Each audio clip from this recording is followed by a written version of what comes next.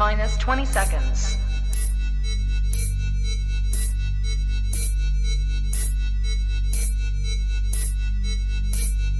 10, 9, 8, 7, 6, 5, 4, 3, 2, 1, 0.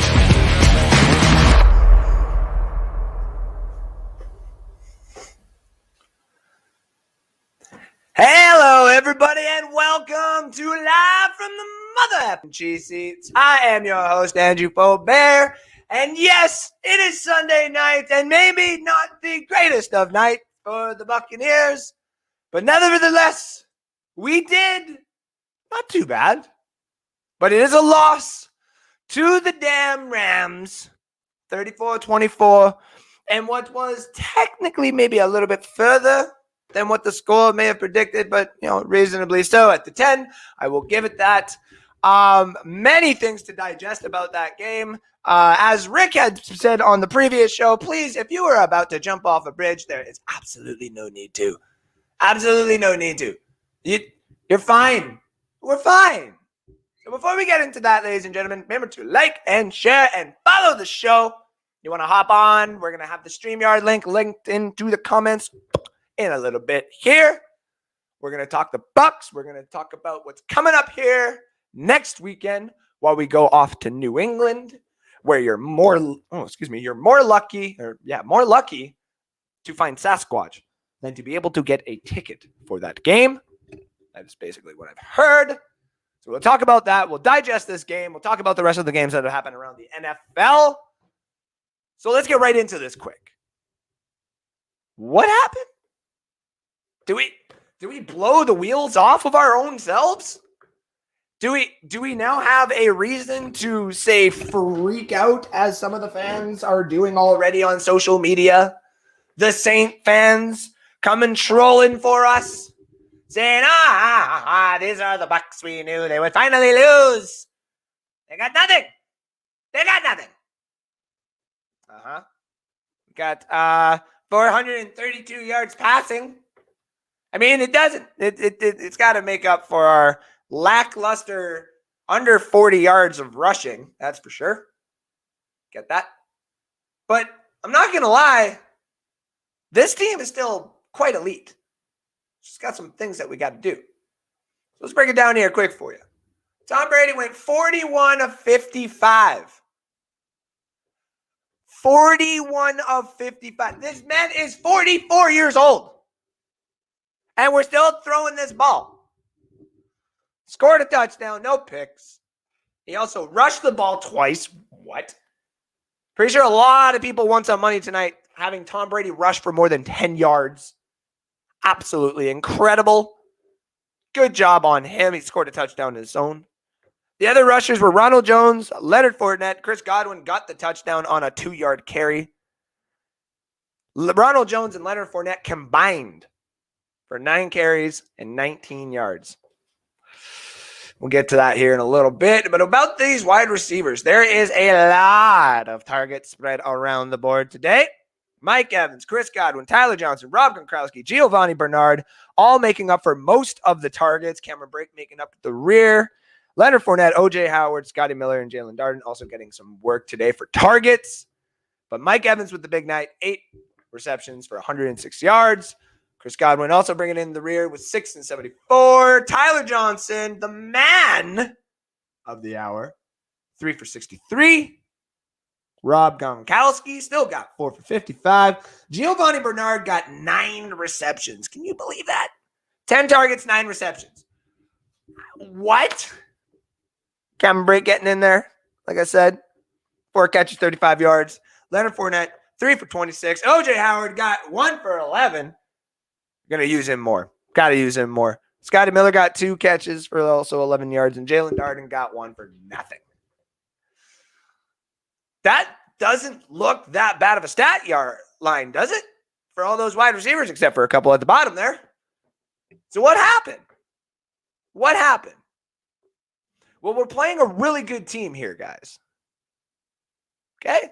And gals. Of course, we got a lot of different viewers here. We are playing a very good team.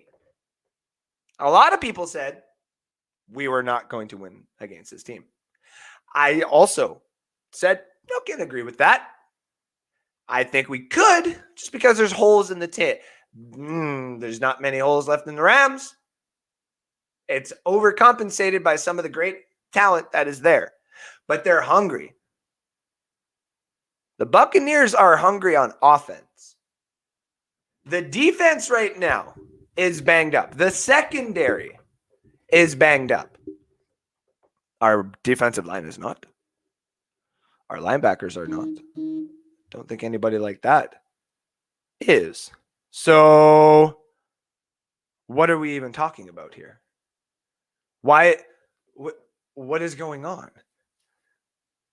Shaq Barrett is paid to do what he's supposed to do. We're doing really good in the pressure game.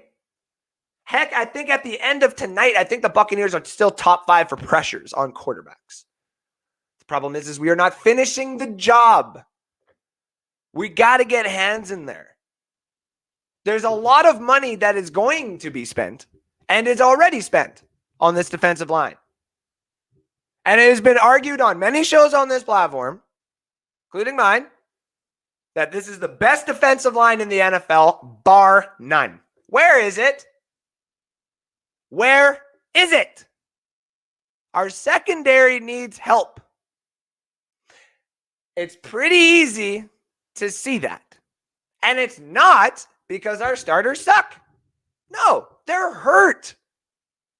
One of the main key reasons we won the Super Bowl last year is because we were healthy. Everybody was healthy. We're starting to get banged up. And people are starting to realize maybe the Buccaneers just have to beat themselves. Because we kind of did today. And throughout. Obviously, some of these injuries have been flukes. Just injuries of the game. But it is the fact that these injuries are happening to us. And it needs to be addressed. We are the Super Bowl champions. The second that there is a hole and a weakness found in our system, people will take advantage of it. Next week, we are going up against who? Bill Belichick, Tom Brady's coach for the last how many years? The man who knows him probably the best. Do you not think he's already set maybe 1, 2, or 3, or 90 different game plans for Tom Brady when he comes into his house? Brady is chasing a record, which I did not actually get the stat for, and I will in a bit. Someone may actually drop it down in the comment section for me if you don't mind. There are some records that Brady is about to get, and he can break it in New England. So tell me, how many yards is he off, if somebody can tell me that? Belichick is going to try and prevent that. Unless he's like 82 yards away, then something like that is kind of, it's inevitable. But it's records, and there's this. He hasn't beat New England. He's been with New England, obviously, but he hasn't beat New England. He hasn't had a chance to play New England. Now he has a chance to not only play New England, he has a chance to beat New England in New England, in front of all the fans. I don't think Belichick is going to want to have that happen. And if making Mac Jones, the rookie, throw it is going to be the answer, he may have to do that. But Bill Belichick is going to have a game plan, and more than likely it is going to be to exploit our corners. It's just inevitable. If all of a sudden the, offensive line is really, really bad for the, say, the Buccaneers, they would just rush every time. But ours now is our corners. We have to fix that. And we have to fix that now. 1 second here, sorry. The other part of this is with these injuries, is we're getting injuries at depth. And now we're having games against good teams, and we're having to play at elite levels because we don't have some of the other players that we do. Because they're banged up, our corners. Matt Stafford scored 4 touchdowns today.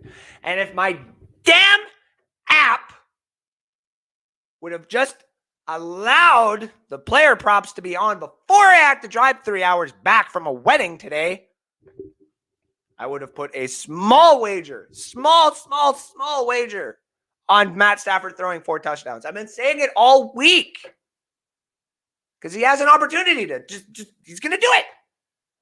I would have said 3. And you guys know I got it the first week, didn't get it the second week. He played the Bucs and he got it the third week. Can't remember who they played in the fourth week, but I'm probably going to keep rolling with it until they tell me I got to, you know what I mean? We knew what was going to happen. That we're going to come in, that we're going to make this, that we're going to do it, and it worked. Doesn't mean our team is bad.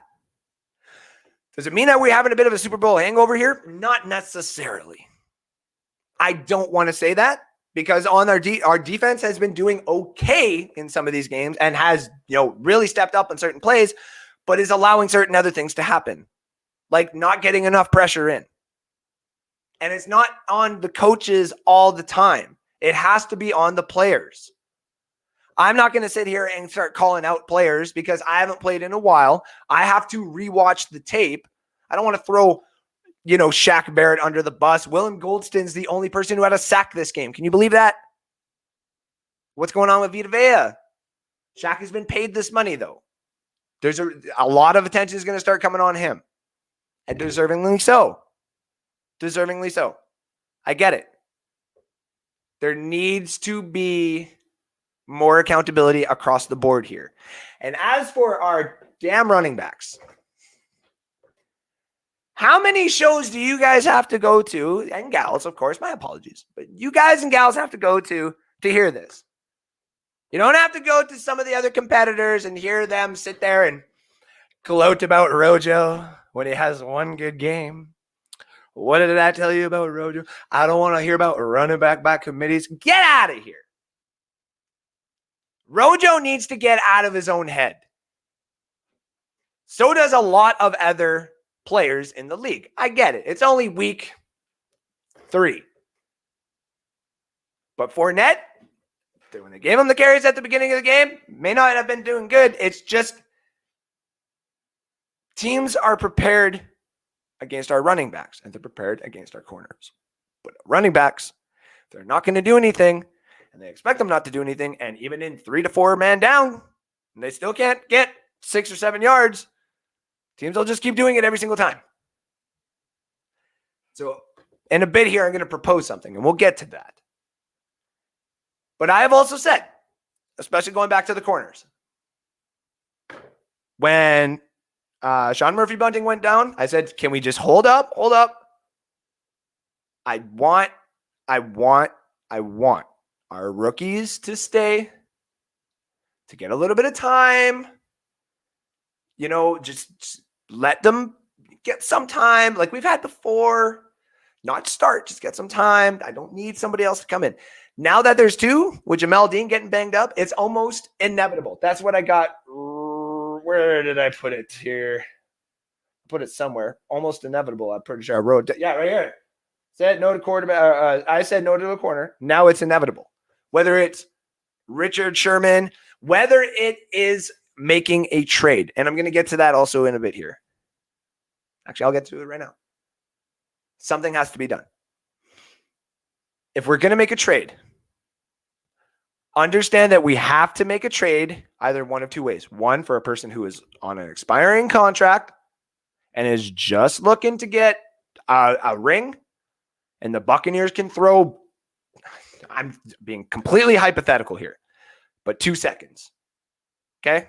You can go get a corner who has got a 1-year contract right now, who is not on a winning team, just for depth.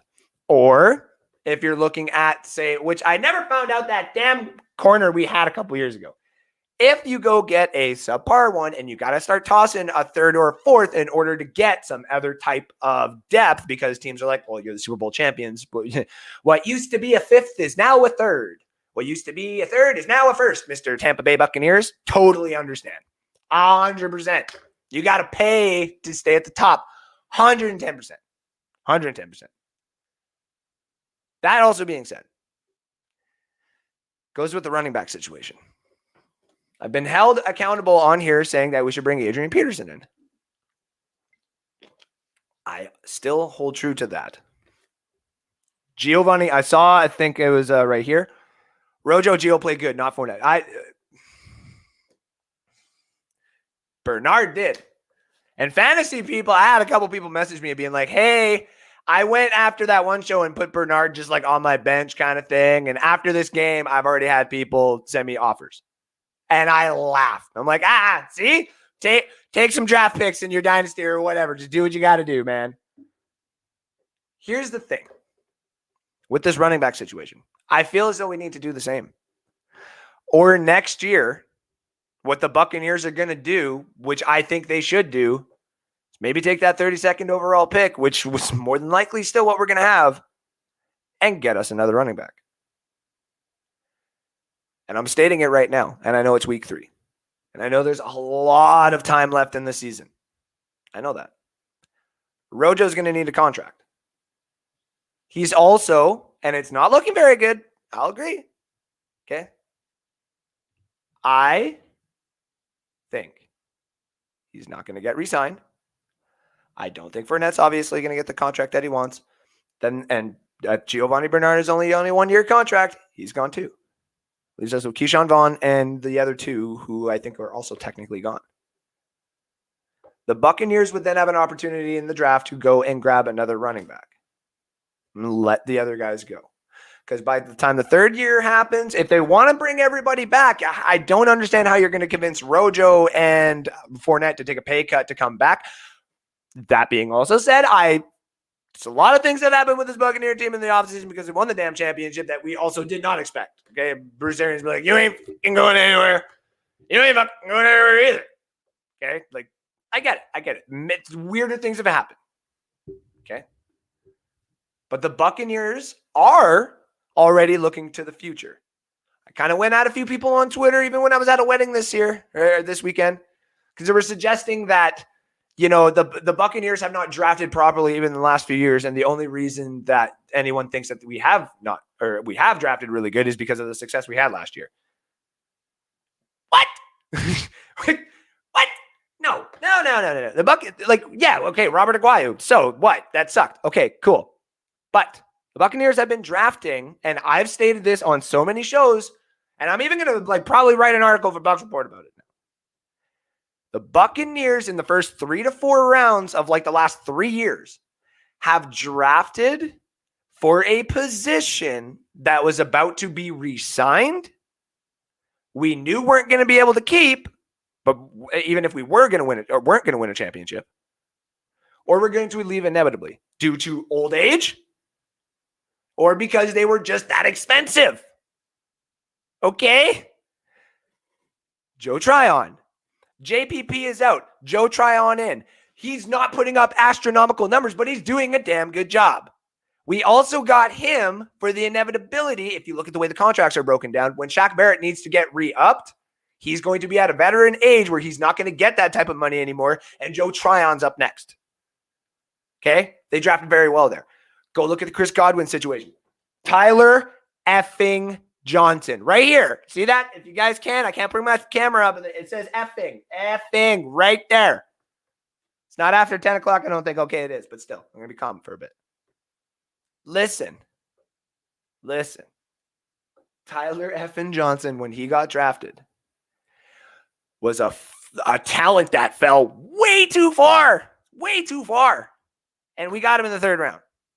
And tonight, we saw why. He was targeted 6 different times, and he caught the ball 3 times. He got 63 yards. And one of those was a pretty damn good catch. He looked like, and this is, I know it's early, but he looked like a nice developing blend of Chris Godwin and AB. A little bit more slightly on the AB, but he looks like a developing prospect of these wide receivers. So now all of a sudden at the end of this year, if something happens and Chris Godwin has to leave and AB has to leave, at least we still have Evans and Tyler Johnson, and then the other inevitable draft that we've been doing with Jalen Darden. We traded up to get him. It's a talent that Brady wants to utilize. Same thing with the running back situation. Even though it was Keyshawn Vaughn, we just knew that we had to get another one in here. Same thing back in the day with our linemen. Drafting Tristan Wirfs. We needed to do that. There's a reason why we traded up. Do you honestly think the San Francisco 49ers wouldn't have taken Tristan Wirfs? At that time, they didn't have Trent Williams. Okay? At that time, they did not have Trent Williams. They could have easily taken Wirfs. They could have had McGlinchey from Notre Dame and Tristan Wirfs. Very young offensive line, but still a very damn good offensive line. The Buccaneers have drafted good. And the Buccaneers are ready. They're going to be ready. They're going to continue to be ready because we are doing a good job in-house.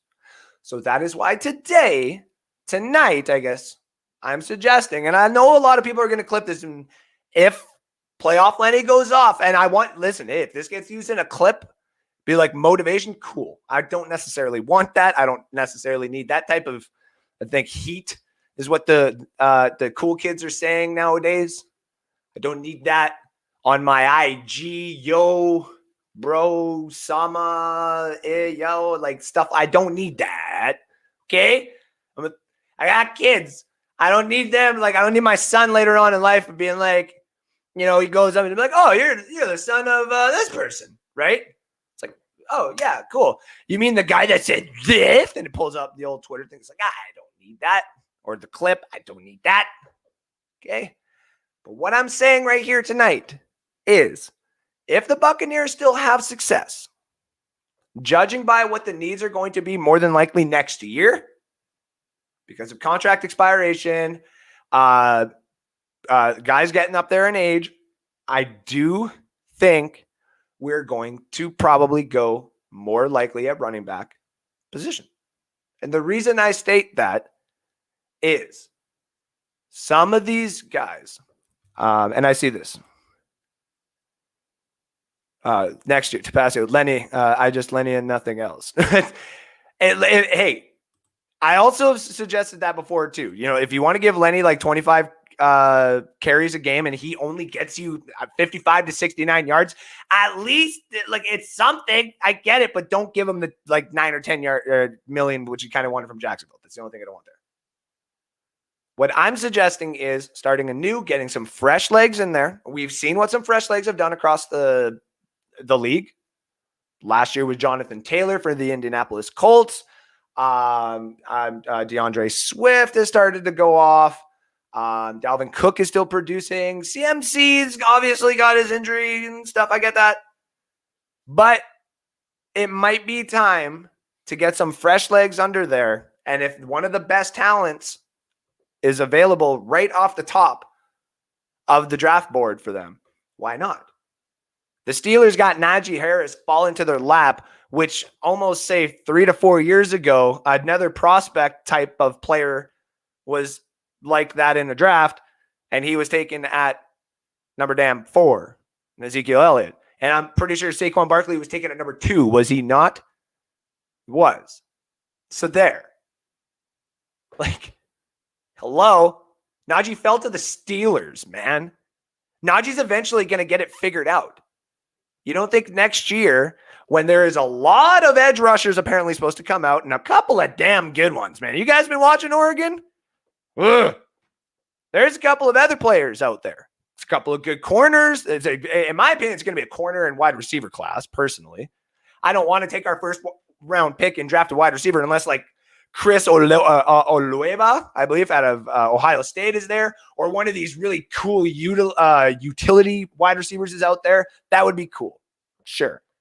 But what would be really damn cool is whether we got Tom Brady for 1 more year after this or 10 more years after this. Be really cool to give him some fresh legs like the James White, like the Giovanni Bernard he's always wanted, but for all 3 downs. Our offense is look what he's done. Look what he's done. Our wide receivers, the offensive line, which we were a laughing stock technically 2 years ago, is now all of a sudden the best in the league. Arguably. We're doing a damn good job here, guys. This is a damn good future we have here in Tampa. Right? Do we really think one little bad game because we got some banged up players here is something to actually be really worried about? No. No. We lost to a damn good team, man. We lost to a damn good team. Okay? I'm literally going to do, where the heck is that one? I'm finding this meme for, there it is. Like, imagine how good the Lions would have been if they actually traded for a quarterback like this. To all the people, look at the screen and tell me right now. Imagine if the Lions ever had a quarterback as good as this, okay? Like, honestly. They traded for him, okay? I don't want the Buccaneers to trade for a running back. I don't, okay? Unless you told me, say a 6th rounder to the Rams gets me the injured Cam Akers for next year. Okay, sure. Miami throws Myles Gaskins away. Yeah, I'll take Myles Gaskins. Like certain situations like that, if something happens, why the hell not? But also at the same time, the Buccaneers offense right now is already elite with Tom Brady at the helm. We know that whether the coaching is going to start getting picked apart by other teams when he's gone and Kyle Trask inevitably comes in, whether it's going to be a godforsaken injury to any of the main offensive weapons that we ever have. Okay, we are still going to have a very, very, very, very good elite offense for a very long time, whether Kyle Trask or another draft pick takes the helm. Okay, I'm just suggesting now tonight, who still loves Rojo, I still love Fournette, and to Pazio again, bringing up what he said here. Lenny, I just Lenny and nothing else next year. Okay. I got no problem with that. So I just want the Buccaneers to have some good legs available to them at a good time. And next year's got a good crop of running backs coming out. There's probably 3 to 4 big ones who can go in the first round. That's all I want to see. The rest of what you saw tonight for the defense is just the defensive line having to pick it up, them not necessarily wanting to put the effort into it because of so many corners getting beaten up and they know they're going to get beaten anyway. That's me talking. That's not actually what happened. So I don't want anyone to get fired up. Don't want anyone to get too crazy. Don't want anyone to think that the walls are going to start falling down. I want everyone to take a look at what happened tonight and know that we are going to be perfectly fine going into New England. And I know I was the one who said they're probably going to lose to New England. I'm not going to bet on it. I'm not. I'm not also going to put my bets out until I see the actual injury roster. If you guys followed the bets that I put out this week, I went 1 for 2 on the only 3 that I gave out. I'd say like my lock-ins, I guess you would say. And I told you, I don't like to do too many of the betting until the injuries pop up because you get some weird ones, right? So, it's nice when some of those hit, but also at the same time, we've seen what happens. And a lot of times, especially with the Buccaneers, this game could have been a lot closer in terms of betting and just scoring in general. But We need to make sure going forward, this doesn't affect the players. This doesn't affect our fan base. This doesn't affect anything. We're doing a damn good job, guys and gals. If you're watching this show tonight, you've probably kept it all together. I've seen all you guys in the comments. I also see a couple people here in the back, or at least one person in the back. We're going to get to here in a couple of days. He's holding up a sign ready to come in. I'm assuming I know what it says, and we'll get to him in a minute here or two. I just want to get through some of these comments and get a couple of people's perspectives. So if you guys have any comments, any questions, anything whatsoever about your Tampa Bay Buccaneers 34-24 loss to the Los Angeles Rams tonight, you got anything that you want to bring up, please drop it into the comment section. I love hearing from all of you guys. This is your show, and that's what we have Sunday nights for. First half an hour to an hour sometimes is all me, baby. You know how it is. Give you guys the updates on how I think it is. But, this is still you guys and gals out there. This is still your show. Your opinions matter to me and to all the fans here, not only at North Sports Dynasty and on Bucks Report, but onto the big growing family that we got here all across every platform here at Bucks Report and all the different social medias that are starting to get involved. So let's start it off with saying, hello, Fred. Let's effing go 19-1. Fred, I love that passion. You every week 20-0, 20-0. Now it's 19-1. I absolutely appreciate it, buddy. You are a diehard, and I appreciate everything you do. That's so good. Our defense bit. Thank you for tuning in, Teresa. You're not wrong at all. Ben Parrish, thank you for tuning in tonight too, buddy. Definitely exposed our secondary, and again, it sucks. It absolutely sucks. It absolutely sucks. But we're gonna fix it. If it's Richard Sherman or making a trade. Like I said, I got no issues necessarily for it now because 2 of the 3 headed monsters of our corners are beaten up badly, and we need to fix that. Teresa also says should not be throwing 55 times. I also agree. Now, when you're at 44 years old, 44 years old. Also, while I'm going through these, I am going to drop into the comments in case anybody else wants to pop on tonight. The StreamYard link, if it is pop there, it should be going. Secondary is hurt. Lloyd Wilson the third. Thank you for tuning in. Exactly. So a lot to anybody who goes on Twitter and they're getting worked up and they want to get into a Twitter war, just don't. Anybody who thinks that the Buccaneers tonight lost because of anything more than say injuries is lost. The Rams being a very good team, I have to give them that credit too. Laquan Stewart, thank you for tuning in. Secondary got to get better. I agree, man. I agree. Yes, the Rams were very well coached to win, and the Bucs not. You're also very true there, Tabasio. Thank you for tuning in. Harry Berg, thank you for also for tuning in. 13 total rushes, 3 of them by TB12. Can't win like that, brother, especially when TB12 was the high man in rushing yards. It's a glaring issue they have. Must run the ball to win. I agree. That's why I said they're going to probably get it together this year. Might have to pick up 1 or 2 running backs off like free agent waiver wires. Maybe trade like a 6th or 7th to get maybe some younger, fresher legs that are going to get cut anyway. But yeah, we got to do something. And then, like I said, the big thing I said tonight, I think we should just go draft running back in the first round. I do. Or if a really good young running back is just having a contract issue and the Buccaneers can make it work kind of thing, then screw it. Just get him. Agree 100%. 100%. Thank you, Ricky R. Jameson. Thank you for tuning in tonight there, buddy. A lot of new faces tonight. This is really good to see. Everybody coming into the show being like, listen, I got to go talk to that Canadian, man. I'm upset. I got you. All of you tonight. Teresa says, run game has to be better. Where is Rojo? Exactly. Freaking penalties aren't helping either. This is very true. Yeah, I'm looking at Donovan Smith sliding into old habits. I don't want to get into that because that bit me last year, but if it also makes him play better, maybe I'll sacrifice me then, Rojo played good. Yes, we got into that too. Quit reading their own press. Guess what? You are only as good as what you have done lately. Thank you.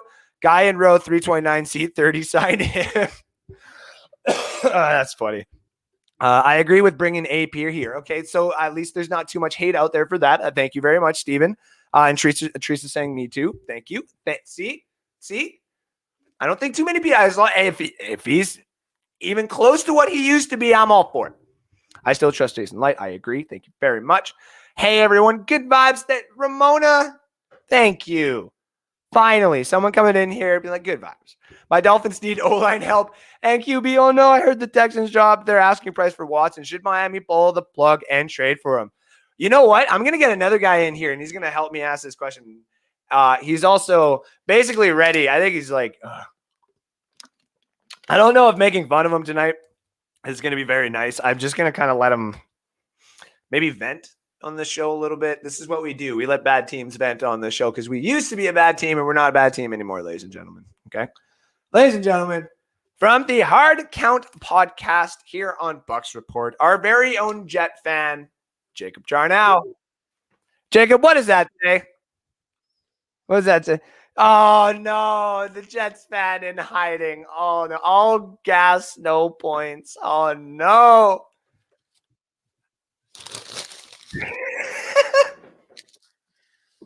How are you doing okay, buddy? Is it kind of is it clicking in that maybe just maybe it wasn't Sam Darnold? No, I know you know that already. But what is going on, buddy? Like, what happened, if you don't mind me asking? God, we need Adam Gase back, don't we? No, I'm just kidding. No. No, but Mike LaFleur today looked like even worse than Adam Gase with some of this play calling, bro. Oh man, dude, we suck. Oh my god, bro. That was hard to watch, buddy.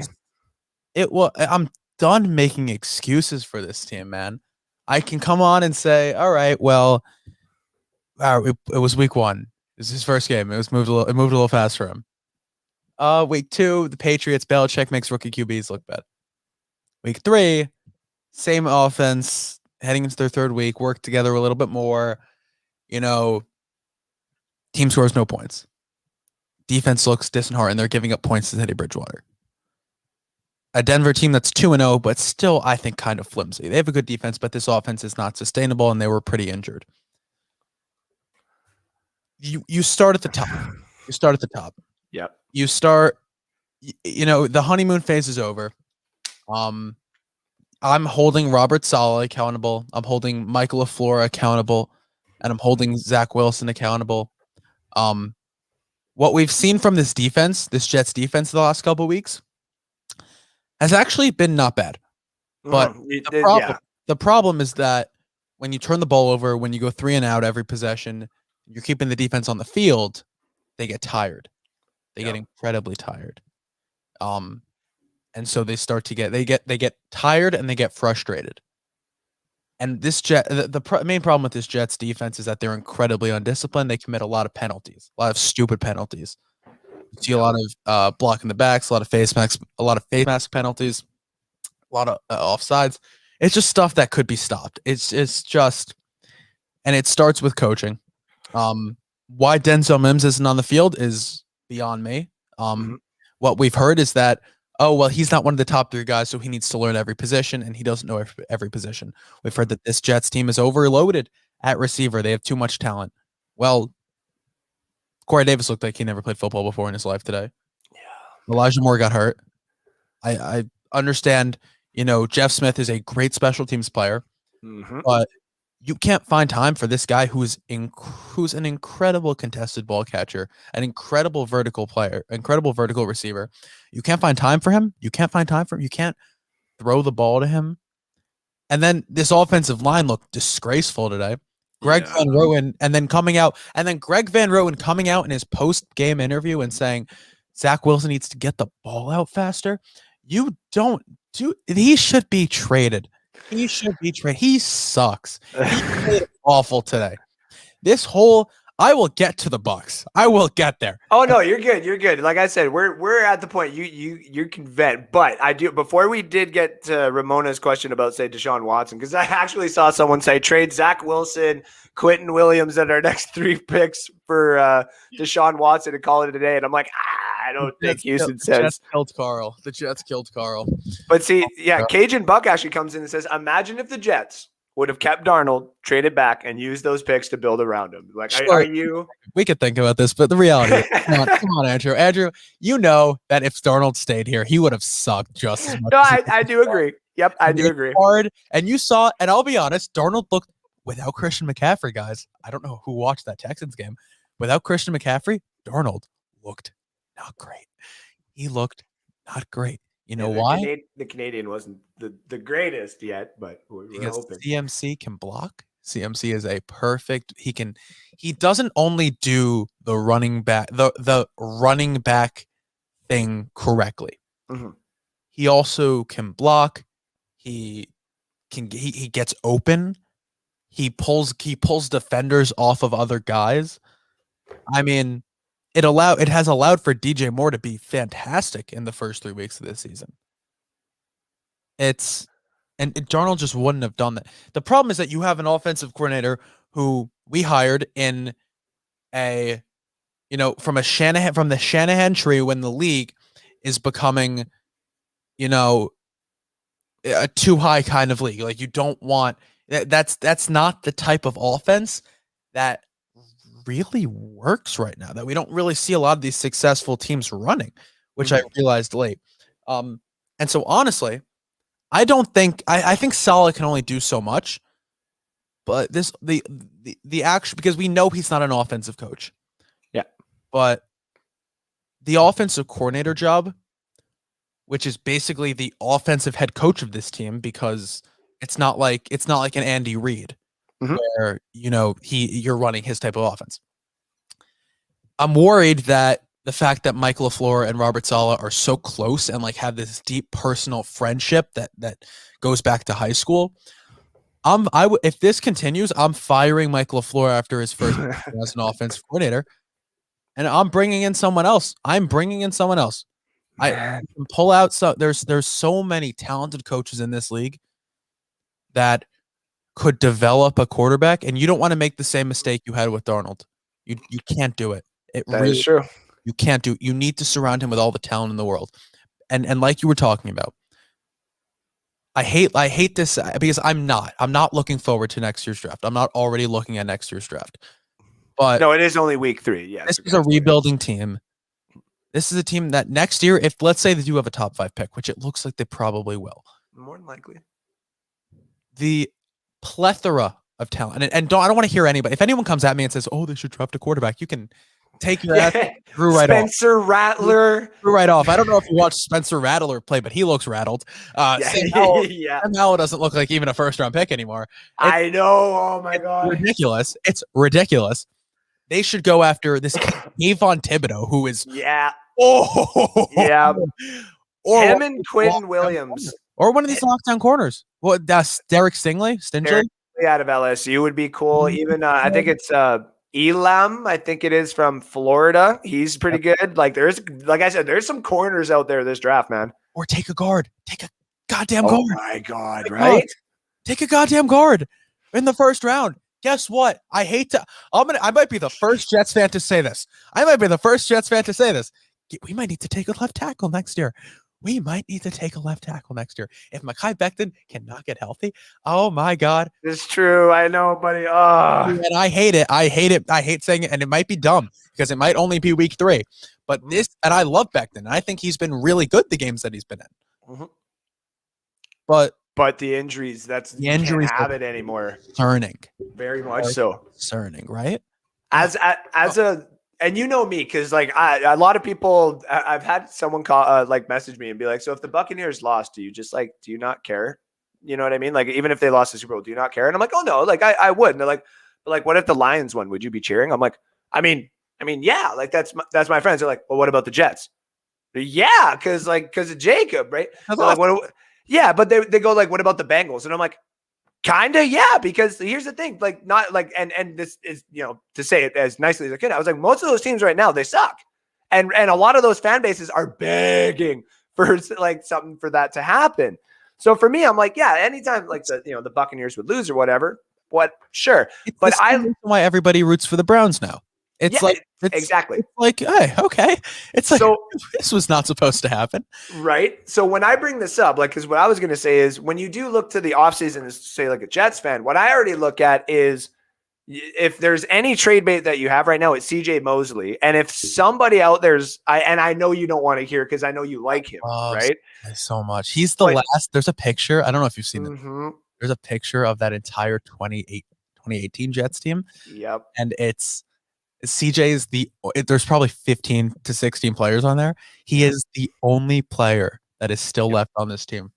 And to be completely honest, what I want though is I would love nothing more than for the Jets to have an opportunity in the draft, like some of these other teams where it's like, okay, you've gotten your left tackle, and now we got, say, the 22nd overall pick, and someone forgot Kenneth flippin' Murray is sitting there for the Chargers 2 years ago, right? Or some of these other linebackers like Patrick Queen falling to Baltimore there also a couple years ago. Those are the kind of things, because I'm like, listen, I like the fact that CJ Mosley's there. But I think also eventually to get the best performance out of him would be for him to go to a winning culture, right? Sure. And getting the value out of it is, I think, one of those teams that's kind of on the cusp of being really, really good would be like, all right, I'll give you a first round pick in, say, 2 years because, he's worth it. Then all of a sudden your Jets next year have your top 5 or whatever. Then you trade back. Then say the next year after that, you got 3 first round picks. Ironically enough, the team that could really use CJ Mosley right now is the Panthers. Oh my gosh. I couldn't do that to myself. I couldn't do that. Man, I couldn't watch him go there. I couldn't watch him go there. I couldn't. That's true. I love CJ, but like I was talking to you about this. I was talking to somebody, but like, God, imagine if Luke Kuechly was still on that Panthers defense. Oh I don't want to. Like, imagine, like that's I don't know if it'll good. That's a team that would contend. Not only that, like next year, even if they didn't have Luke Kuechly, like that team is looking pretty like solid, especially the defense. They're starting to like actually mold into what a few people like Rick and Harry and a few other people have said before, where they're like, listen, this team is pretty good. Like the defense just got to start molding. It's the same thing as the Buccaneers before, right? Like their corners, they sucked. It clicked last 6 weeks of the season. And then the next season after that, they were absolutely amazing, right? So yep. It sucks for your Jets. It sucks for these other teams out there too, like with the rebuild, because you were hyped, and I know that you're not going to get like 2 down. I know you're like, if we play like what's your next team that you play, for example? We have the Titans next week at home. Okay, that's not easy, but I mean, that's not a good example. But then we have the Falcons in London. Okay, so there you go. That like they're gonna lose to the Falcons. No, that's Zach Wilson's coming out in freaking London game. He can only do it in another. Yeah, right. He can't even do it here. I'm gonna be at the game next week. Oh my, I'm not even. Here's the question that I wanted to bring you in for too, because with Ramona, she said, I heard the Texans dropped the asking price for Watson. Should Miami pull the plug and trade for him? No, because I don't need that in my life. I don't need Miami. But, so are we saying this as if Watson can play? Yes. Yeah. This would be saying like all charges have either been dropped or certain things have obviously been figured out. Or it's the NFL, so he's just going to play anyway. Yeah, that too. I will say yes. Absolutely. Okay. Absolutely. Because Tua, you have a Hawaiian that's made of glass. Yep. And you have Jacoby Brissett, who obviously is not a franchise quarterback, but he played pretty damn well today against the Raiders. That he did. Which was a game that I had the Raiders -3.5, and the Raiders won by 3. And I want to just go home. I just wanted to go home. I was home, and I wanted to just go home again. The only one I actually got out of, say, the 3 that I called for this, because the other one was the Steelers and the Bengals going over, I think it was 45 or 43. And I'm like, come on, Big Ben. What the hell are you doing, man? Come on. Yes, did you see? Oh, my God. I saw the funniest. Did you see the meme? It was like he has the mobility of a tree, and him throwing the screen, not even getting hit, him throwing the screen pass and just falling. Like, it was, yep. Oh, my God. And then, of course, like I took the Patriots money line, and I thought I had figured, my lock was the Saints this week. Oh, see, and there you go. One of my 3 was just saying, Patriots money line, just based off of like the little bit of money that you could have gotten stuff. But props to the Saints and props to Winston for 138 yards passing. Congratulations. So, what makes me feel a little bit better about this Zach Wilson stuff, though? The fact that all the rookie quarterbacks suck. All of them suck. Besides Trey Lance, but we haven't seen Trey Lance play, and I have a feeling like when he comes in, he's gonna suck right away, because that's just how that works. Because it's just how that works. And I was talking to people, they're like, "Oh, well, Mac Jones doesn't make mistakes." Well, we saw 3 mistakes today against the first like real defense he went up against, I was gonna say yes. and he's gonna make mistakes next week. Yep. A lot of them. Maybe not as many as he may. Like that's just me personally talking, but I do agree he is going to make mistakes. The Buccaneers are going to do like Todd Bowles is going to come in prepared to play that son of a gun. That's for sure. All right. So yes, the answer to that to Ramona's question is I think yes, I also agree. Absolutely should because they have the picks to do it. But yeah, can I just go off about this Bucs game now because I'm sure we're going to talk about it. Yeah, you go ahead. What you got? All right. People are going to get mad at me about this. I don't care. I'm going to be honest. I'm not a Bucs fan. So I already trashed my team enough today. So you have nothing. No one can say anything to me that I haven't already heard about my Jets. Okay. So I'm comeback proof is the best part. So okay. The bottom line of this game is that the Bucs were outcoached. The Bucs got outcoached. And they didn't get outcoached by the Rams. They got outcoached by themselves. Because what we saw was 2 weeks of poor play calling on both sides of the ball, finally get taken advantage of by a team who has an elite offense, defense, and coaching staff who knows how to expose those holes. Mm-hmm. You play against the Cowboys and you play against the Falcons, two teams who aren't Super Bowl contenders this year, obviously. Then you play a team who you're going to face in the playoffs in the Rams at home, or at the Rams are home in a stadium that was packed with Rams fans. Oh, yeah. Packed with Rams fans. A loud flipping stadium. And you decide to go back to the ways of that 7-5 team from last year where you don't run the football, you make poor decisions, and guess what? Elite personnel on the other side of the ball is going to make your day a living hell. I told everybody this morning on my show that I did. I said the reason the Rams are going to win this game is because purely Sean McVay makes better adjustments than Bruce Arians does. I will even say that too. He does. I also think, and this is a hot take, and I think you're going to disagree with me, but I think that Byron Leftwich might be one of the worst offensive coordinators in the entire NFL. I do disagree, but I will allow it. I think Brady has more control of this offense than he does, than Leftwich does, and I think Arians has more control of this offense than Leftwich does. And I think when we see mistakes being made is when Leftwich tries to run Bruce Arians' offense better than Bruce Arians runs his own offense. That's fair. I can give you that. I do disagree, but I can see where you're coming from on that. Hyperbolic, but I don't love Byron Leftwich as an offensive coordinator. No, and I agree with that too. I would like someone else eventually. Like when I know that, say, Bruce Arians is going to retire and Tom Brady's gone, and I know a lot of people want Brian Leftwich, and I've even stated that before. I'm like, it'd be kind of cool to give him the opportunity.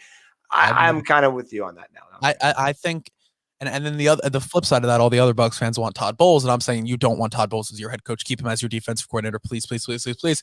You are on the same boat. I don't want to see that for you guys. I did that on my own. Because once you lose Brady and Arians, then you're going to rely on Bowles for that leadership, and he doesn't have that. Mm-hmm. He doesn't have that aspect. He can quietly run a great defense. Quiet. Yes, he can.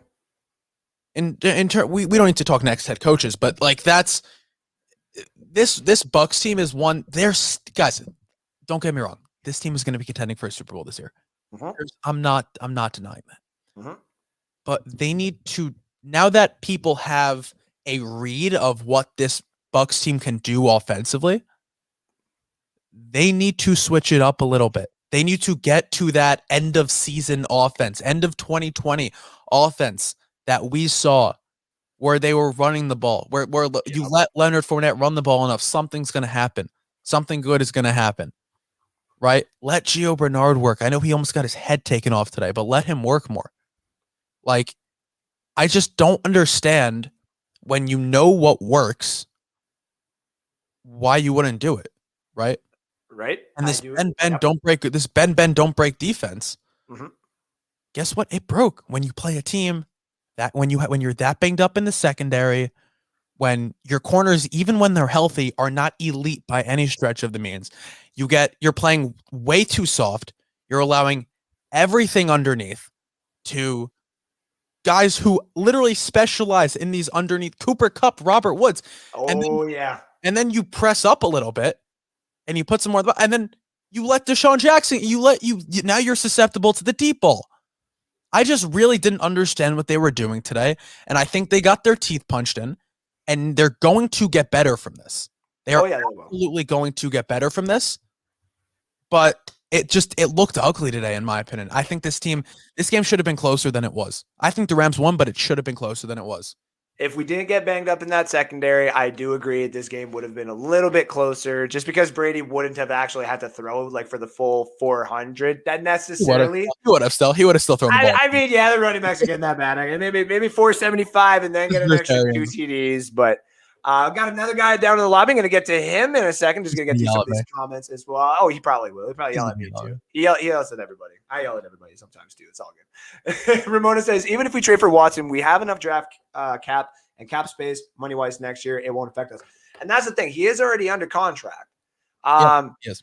I have actually heard if they go to trade him next year before a certain time, and that time would actually be better to trade him at than the other time, which I will figure all this out properly, guys. I'm sorry. I just got back from a wedding. I'm still kind of drunk here. They will have a harder time getting the amount that they want, because they will actually have to pay almost $1 million per game that he plays on the other roster, at least for the first year. Yeah.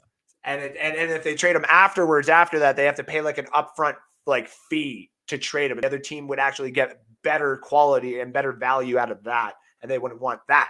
So, Ramona, I'm just telling you right now, if for some odd reason, the other two factors, defense really, really good on the Dolphins, really, really good. Mm-hmm. They need the offense to pick it up a little bit more so they can, stay off of the field as much. And if for some odd reason Deshaun Watson goes there, Will Fuller. Devontae Parker is a number one wide receiver. Yeah, he and Will Fuller did a hell of a good job with the Houstons. And you got Waddle. That's a big three right there. Now, all of a sudden, all you can do is just take your first 2 first-round draft picks and go get them some flipping O-line help, because, man, the Dolphins O-line, like you said there, you need help.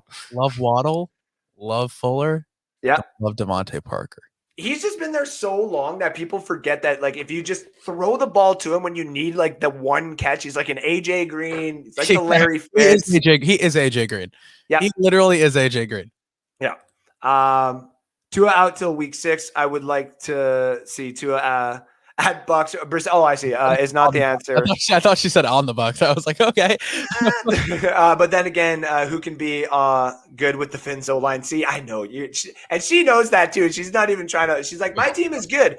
My offensive line sucks. We all have bad O-lines. It's okay, except for the Bucks, which was the same line from last year that Fitz made look good.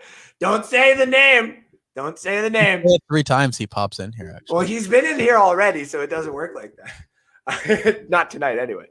JPP not playing today hurt. Tyron is not ready for everyone down guy yet, but he definitely has the talent to beat. Nope, that's very true. I'm not worried. I'm pissed. You have the right to be, though, man. You got the right to be. Don't like losing. I know a lot of people wanted to 20-0 like Fred Moore, but he's all pumped for 19-1 now, so. Try being a Dolphins fan. Bucks will be fine. Brady got this team. And we'll try being a Dolphins fan. Yeah. Okay. Yeah.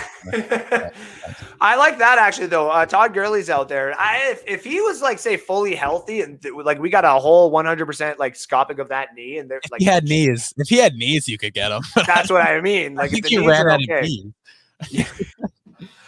People need to relax. I also agree. And Michael Eric Carney, thank you for tuning in. Says Bucks lost to a good damn team who are at home and firing on all cylinders. Bucks have so many injuries in the secondary. Teams are lining up to play the Bucks front 7. They're lining up and running multiple schemes outside to the wideouts. It's a form of running the ball. It's very true. It's like those little mesh plays that I've seen other teams start to use on the Bucks as well, because if you can get Devin White and Levante David to play more of like a cover, like a man coverage for the first 5 yards, and then they got to start spreading, it becomes a weakness with our secondary being that bad. So I'm sorry. I have to interject. What? Trey Sermon just won me my week. There you go. There we go. I needed him to score 6 points. I was worried through the first 3 quarters he was not going to get it, and then he scored a touchdown. Yep. He ran it. Getting kind of close too. So it's close. It's 24. Yeah. Bucks will dominate New England. Mac Jones will be horrible. Was horrible versus the Saints today. Yeah, and Jacob did bring up a good point. Good defense, and he's going to get kind of spanked around there. Absolutely. Also said Bucks are going to be just fine. They just need to clean up the penalties as well. We talked about that. Tom is not losing the game. Before the season started, Tom was already preparing for Bill and the Pats. I agree, 100%. Yeah, probably. Ernest Hammond says D White just don't look the same. I have notes on that, but I want to wait at least one more week because we've seen this.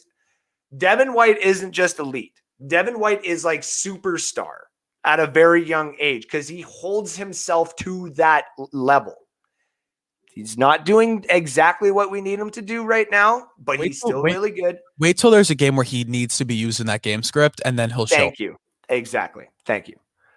They lost to the better team today. Bucks will probably see them again in playoffs, and it will be different. I absolutely agree. That was going to be my end rant for the show. The Bucks, from the beginning, were not prepared for the noise, and that on coaching. There's actually a really good point to Passio. And I'll get my guy to come in here, and I'm actually going to get him and you to bring this up. This may have actually been one of the first games that it actually was that loud for the Buccaneers in a long time. It really was. And they only lost by 10 points then. So let's bring in our friend from the Miscreant Mayhem. Shaking his head already at me. I don't even know what I didn't even say anything. He's just Is it after 10 o'clock yet? Oh, I mean, yes, technically. 11. Yeah. I'm holding my eyes open here. Yeah. Jacob. Hold on. I'm gonna let you go do this while I go get some water. You go ahead. You have fun. Jacob, I mean this sincerely for you and your Bucks fan. I mean for you and your Jets fans. From the bottom of my heart, kiss my ass. Kiss my ass. Wow. Your Jets are awful. They're awful, bro. They're just I cannot even with them.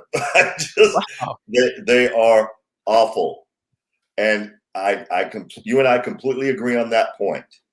They're the reason why they're so bad is because the reason why the Jets are so bad is because of the Jets. That's just how it is. You guys are snake bit. It's just how it is. I don't think it's going to matter. They could bring Belichick there. I don't think it's going to make a difference. Second, Faubert, you missed him. You missed him telling me to kiss his ass. Is what you missed. Oh, what? No, Steven. Why'd you walk away, man? He goes from the bottom of my heart, kiss my ass to you and your.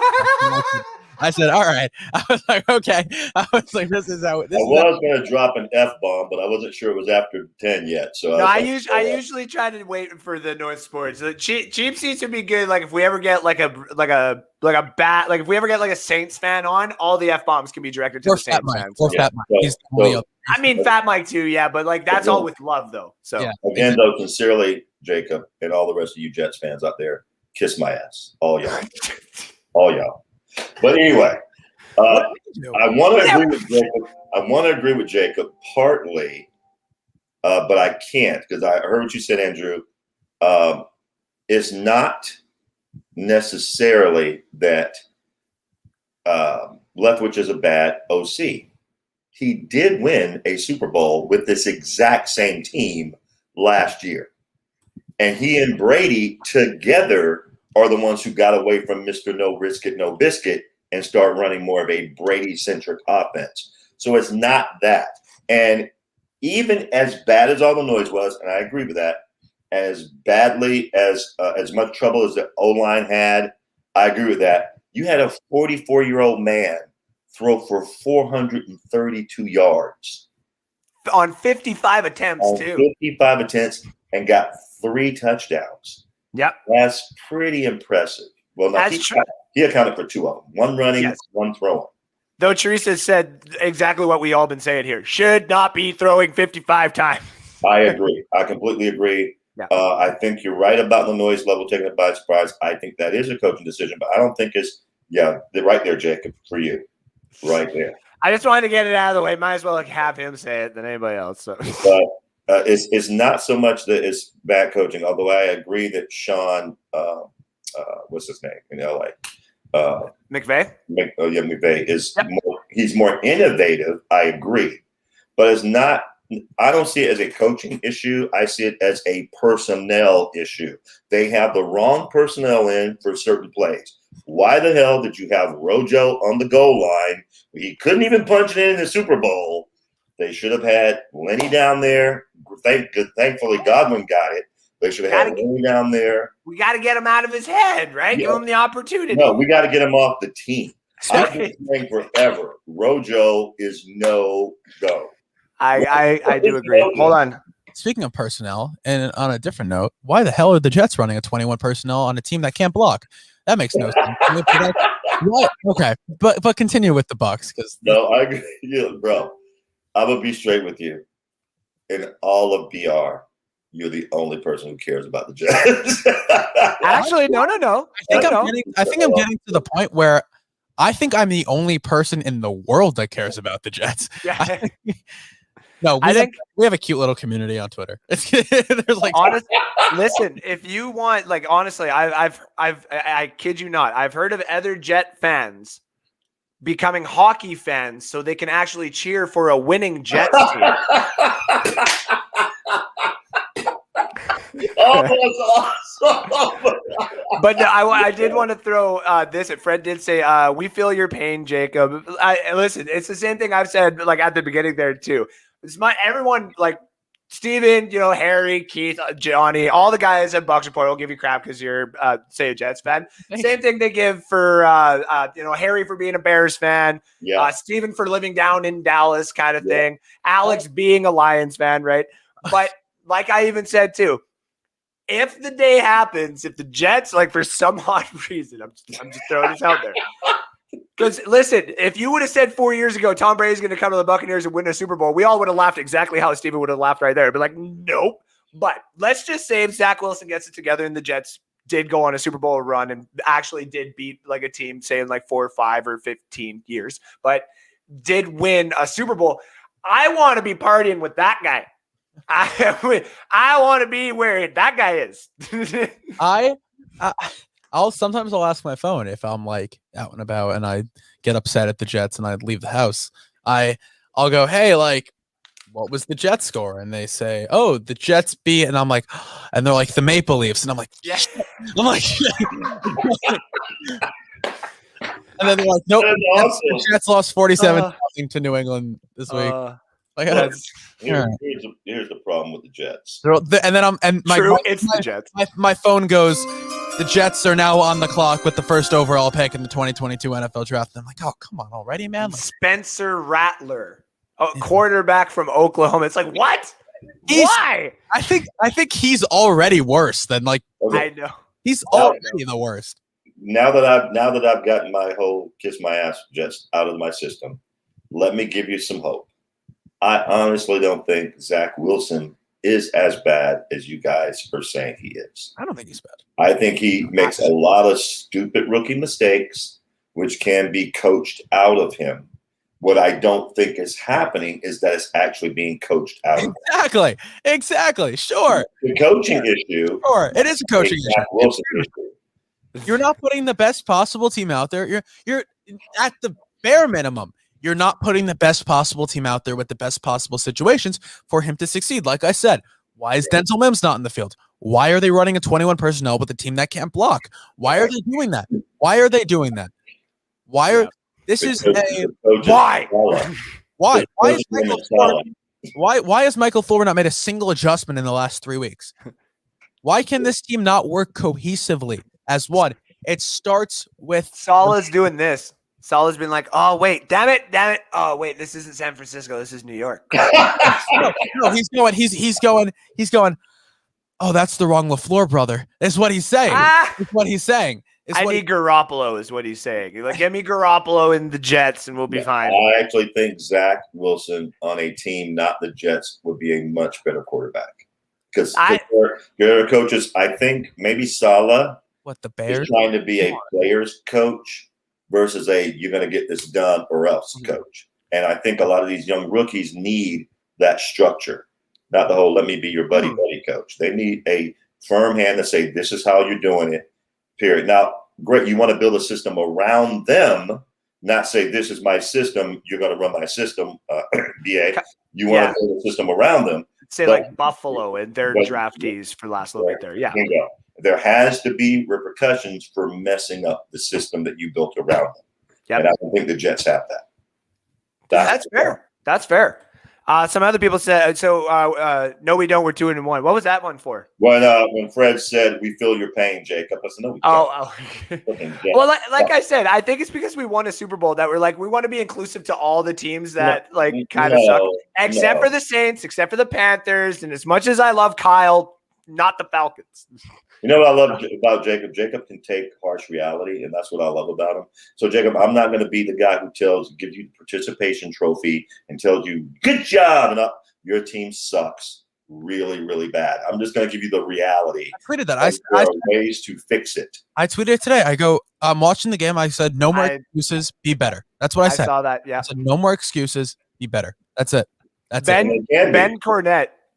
Thank you for tuning in. It says Jets just erratically terrible under Saleh. That one doesn't even make sense. It's perfect.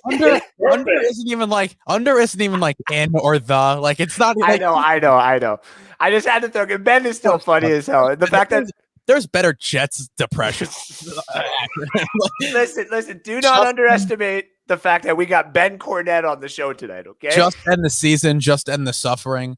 Are two of my. Oh no! What did Rick call it? What did Rick call it? I think. No. That was a good one. I have a shirt that says "Just End the Suffering." Okay, hold on. I want to get to this. Fred Swayzemore says we trade Rojo and a 4th-round pick to the Bears for Montgomery. They don't run the ball either. Man, they don't. They sure as hell don't pass the ball though. I know, but I'm just saying right now, Fred, you thinking kind of the way that I was thinking when I said if there ended up being like that younger running back that was still kind of good that you don't have to trade like a 1st or a 2nd for. Man, if for some odd reason they said give me a 3rd and you could have Montgomery, take a 3rd and take a 6th and just like end the phone call and call it in, man. Yeah, I would be all okay. Yep. I agree with that. That's a good one there. What it was, Andrew. I remember what it was. Yep. Rick said JOKE, Jets. I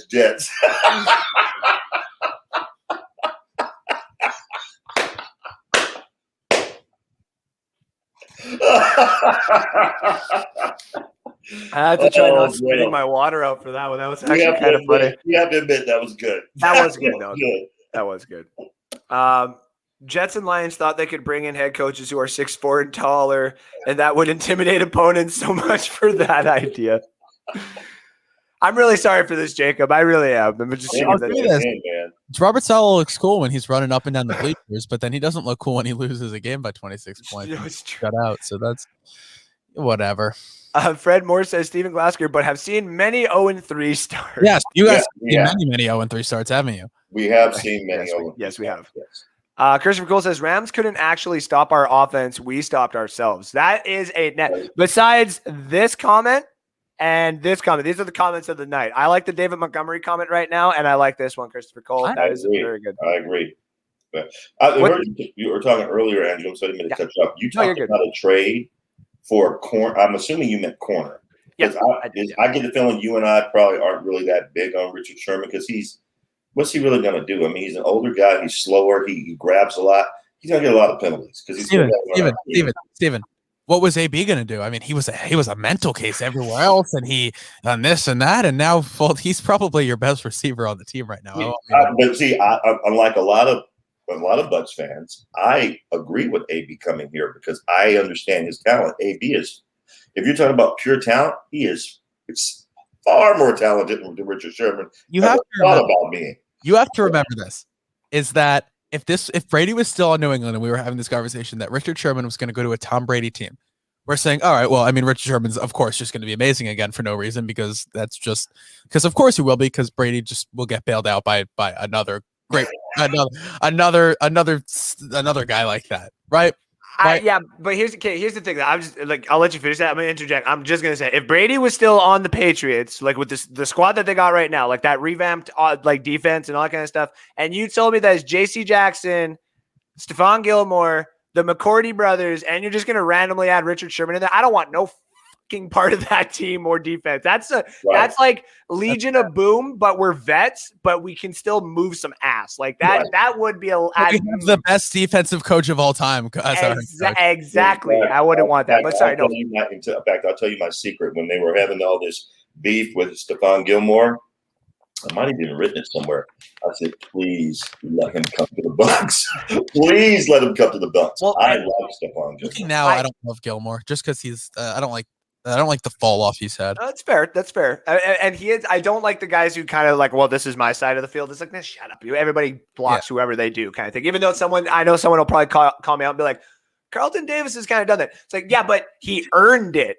Right. He earned it here. But that's the beautiful thing. Exactly. Stephon Gilmore, he could be the guy who says, this is my island, and now we've got other corners who can handle the other side. Davis was the guy who earned it. Wow. I mean, for you guys, yes. Not for us, in my opinion. When he came to Tampa, the way that we were running. Not your Revis. Not our your Revis. He was collecting a check by then. He was just collecting checks in Tampa. My Revis. Yeah, your Revis for sure. He was so good. He was to Steven, to your point though, because we have the third, like when Sean Murphy Bunting, Carlton Davis, and Jamel Dean are all like healthy, that's arguably the best like secondary in the NFL. So what I suggested was if we had to, because like honestly, when we got Joe Tryon, I think the reason we only kept that first round pick is because they were like, you know what, we're gonna grab Joe Tryon, and I don't care if he's like a third round pick. Technically, that's the guy that we want. We're gonna put him in our system, right? Right. I wouldn't actually be surprised if all of a sudden, like, because Carlton Davis has also gotten banged up a little bit, not obviously as bad as say Jamel Dean and Sean Murphy Bunting, but I'd have to go out there and see what corners are on that. Like, we're still on the 1-year contract, kind of like a rental. A team's willing to trade it before the trade deadline. I would more be open to that, especially if they're a little bit younger, kind of under the radar, kind of a corner where we can re-sign them at the end of the year for like a $2 or $3 million contract. And it's just like the best sub we can have for the 2 or 3 years. Right. Yeah, I completely agree with you guys. Andrew.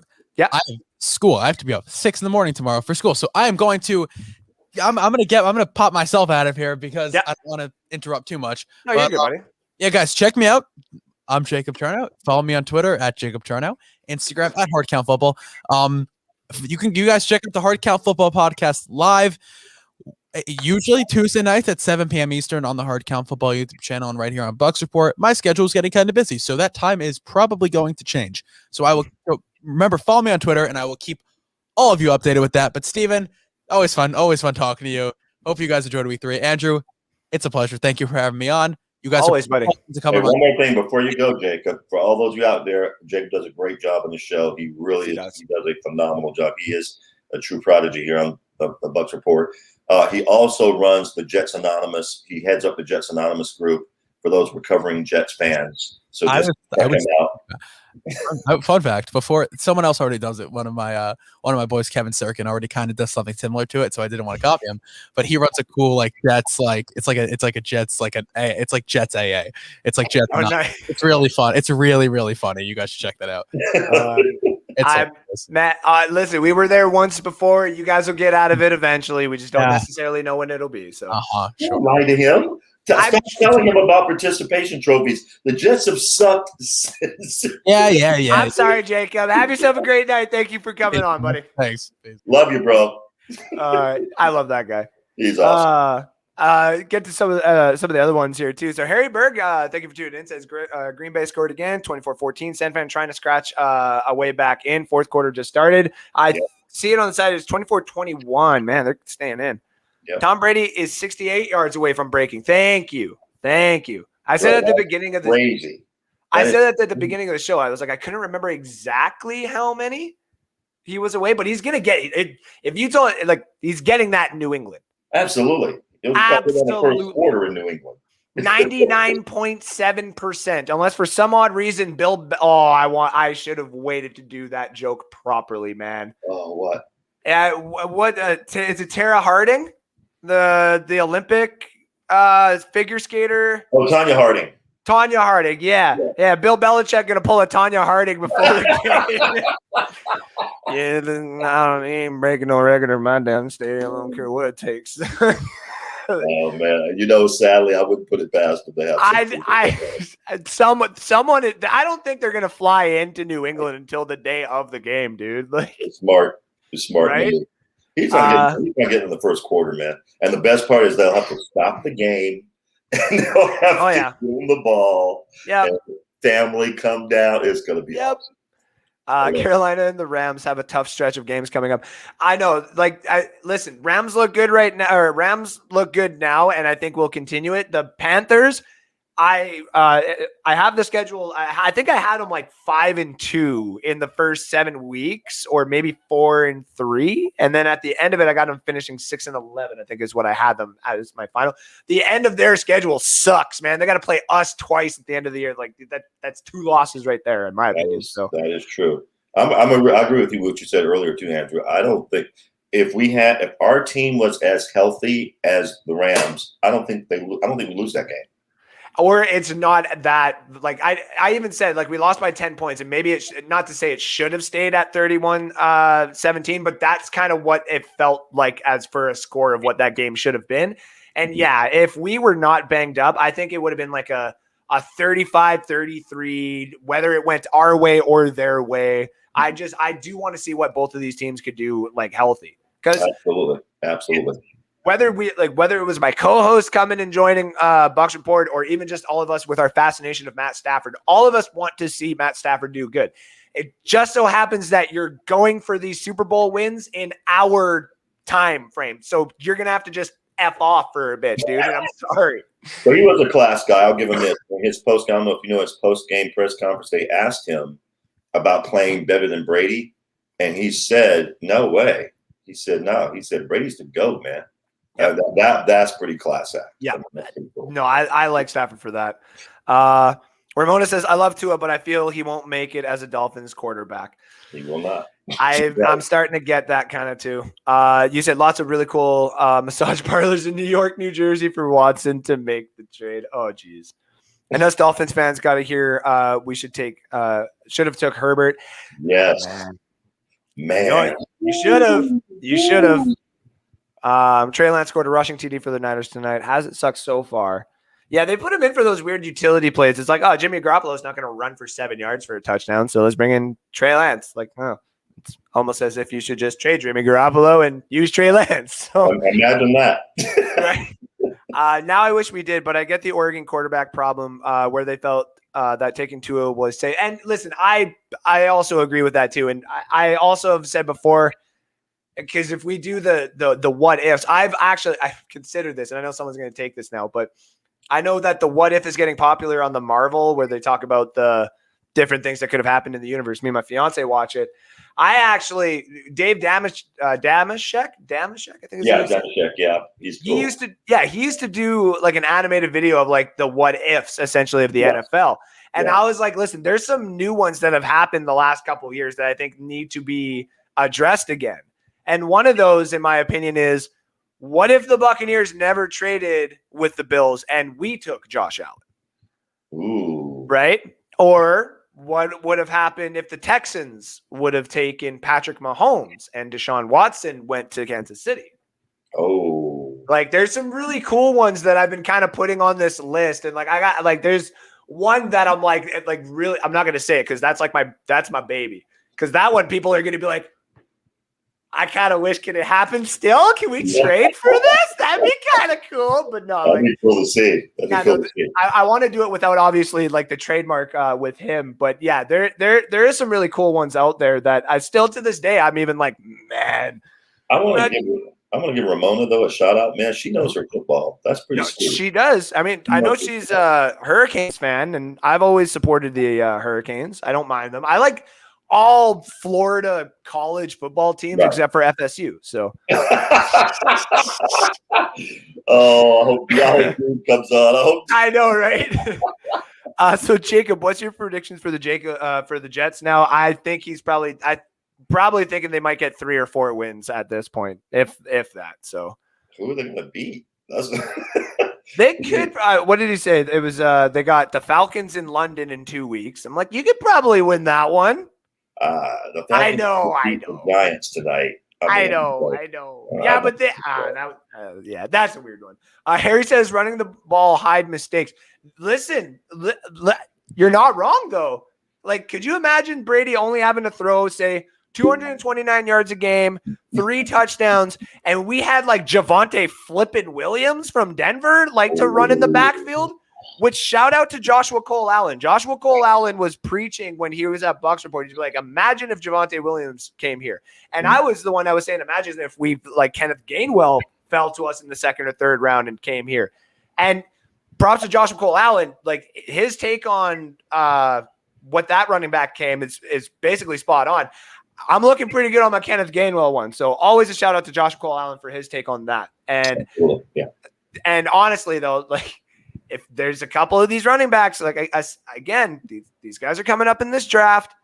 I don't want to give Rojo a big contract. I'm not saying that like I hate him. I do love, and I always say this, I have loved every single player and personnel that have ever put on a Bucks logo or jersey, except for Jameis Winston. I'm kidding. I'm kidding. Don't worry. I just wanted to. I wanted to watch my comments go and be like, hey. Ramon says Oregon is known for QB, but then again, neither is not known for QB, but neither is Bama. And you have to give Ramon, you're right, because I remember even when I keep wanting to say San Diego, but even when the Chargers picked Justin Herbert, everybody thought, oh my gosh, they whipped on quarterback. You remember that? They were like, oh man, who is this kid? Blah, blah, blah. And he lit up the league. They didn't even, as a matter of fact, they had so little faith in him that he didn't even start. Right. He wouldn't even start him.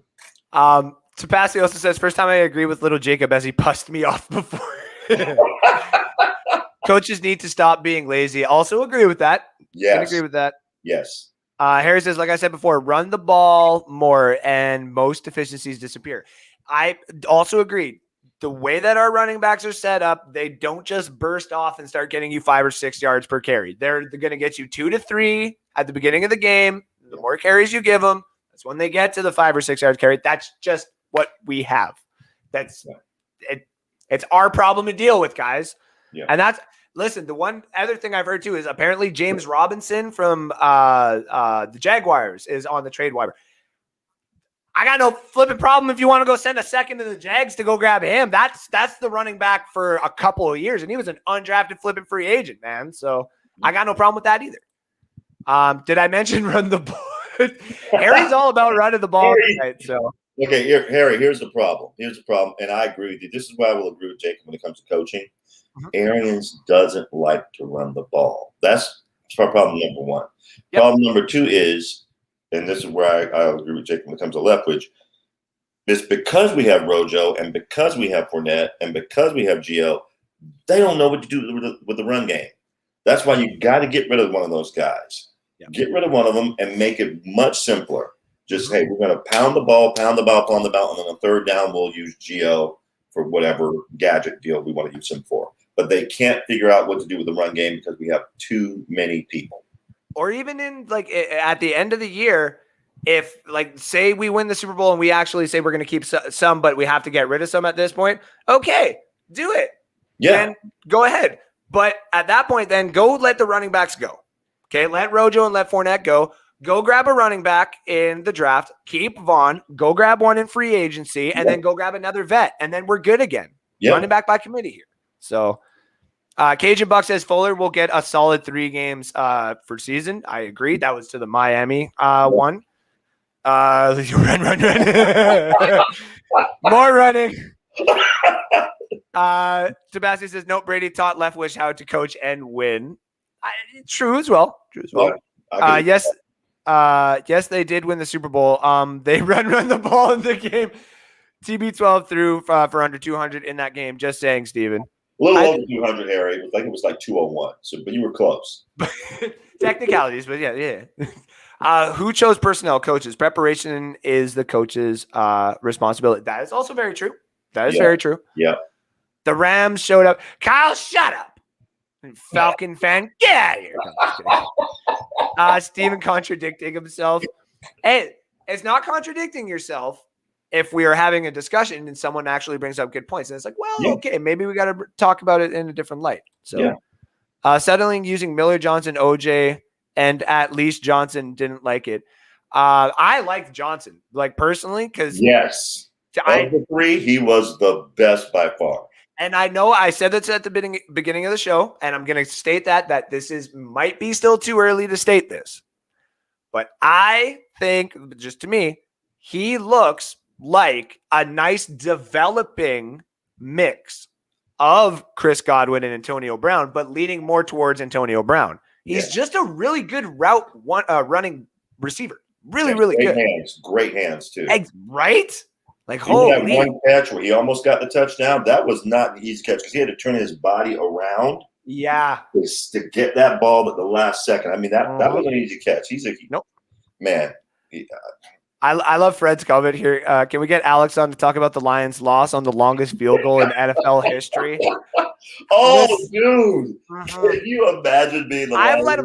I let him be. I'm like, listen, I know that a bunch of guys at Bucks Report and a bunch of your fans have probably already messed. I was like, I'm just going to let him be and we'll talk about it tomorrow kind of thing. Can you imagine that, though? Because you know the Lions fans are to be thinking, we got this. There's no way he's going to make a 66-yarder.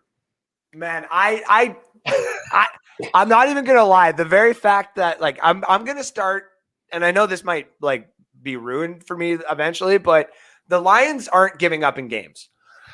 That's true. That's true. Like they aren't.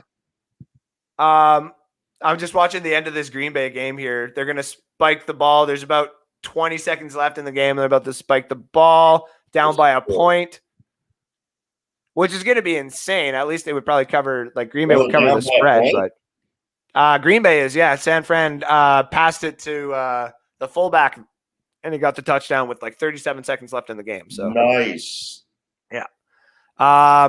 Still not entirely sold on the Bucs defense. Listen, even as a diehard Bucs fan, I'm not even entirely sold on it right now, and it's only because they need. Last year, it took a little while to get to the elite status it is, and I think it's still going to take that. Yeah. I also think that the secondary getting banged up has exposed a lot of stuff that the Buccaneers didn't necessarily want exposed. Yep. And a lot of our depth is injured. That's the shitty part. A lot of the depth is being injured. So. I have a feeling. Yep. I have a feeling the Bucs defense will be the downfall, and I have a funny feeling that Matt Ryan can't keep up with your system. So shut up, Falcons fan. Kyle, stop it, man. Come on. I love you though, Kyle. You make good points though. Trade Rojo for a bag of Skittles and call it a day. At this point, I'm like, trade Rojo for freaking Marshawn Lynch's rights at this point, man. Get Skittles boy in here. Hell's yeah. I wouldn't mind trading him for AP up straight up. I'm telling you, it's like ridiculous. Jacob nailed that on the head with the AB comment. They're gonna spike it in field goal range with 3 seconds left now. Aaron Rodgers on 3 passes has put and only 37, not even, I think maybe 37 seconds, has put him in field goal range and Mason Crosby to come in for the win. What yard line are they on? 32, so I'm thinking that would be a 45. Is it a 50-yarder? It's going to be a 50-yarder. You got back up 8 yards, and then there's 10 yards back, so it's 50-yarder. San Fran's going to call a timeout because they got 3. They're going to do the – Please miss it. I picked San Fran to win this game.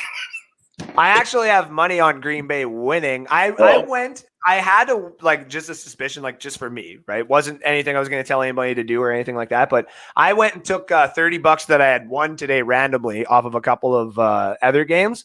And I just went and put it on Rodgers to have 4 touchdowns today. Because I was like, maybe he'll just say, screw you, San Francisco. And at first, the beginning of the game, I was like, oh, maybe this actually could go in this direction. And then San Fran picked it up. So I'll give him that. Nice. William Michael Freeman says, what do you guys think about AB? I got no problem with, we're talking about Antonio Brown here, right? Yeah. So I got no problem with Antonio Brown. I have stated that I was wrong on Antonio Brown before. We needed him. I think that Tyler Johnson is showing that we don't necessarily need him forever. Okay, here comes the attempt. Give me a second. The kick is up, and it is good. Aaron Rodgers has made the comeback. They win. Wow. This is the reason why. Aaron Rodgers is one of the best guys. Remember that. Yeah, you're not. Damn. When he's on, he's on. Damn. Let's see. As far as AB is concerned, I probably differ a little bit with you, Andrew. I think had we had AB in this game, I don't think we lose the game because AB can find openings in seams that the other players just can't, and we would have kept up. We would have held onto the ball longer. Would have gotten it down the field, and we would have scored. I just believe that. So, yeah, but at the very least, I think instead of us losing by 10, like you said, Andrew, maybe we lose by 3 or win by 3. It just depends on who has the ball last at that point. But oh well. But our secondary, you're right, is we got to get some help now. And I said at the beginning of the season, I was like, I'd rather just our backups come in and try to take over for one guy going down. Now that we got 2 guys going down, inevitable happens. Let's go get somebody and bring them in here. So. Yeah. Ramona K says Jets suck because they are the Jets. Wish the best for our future or for your future.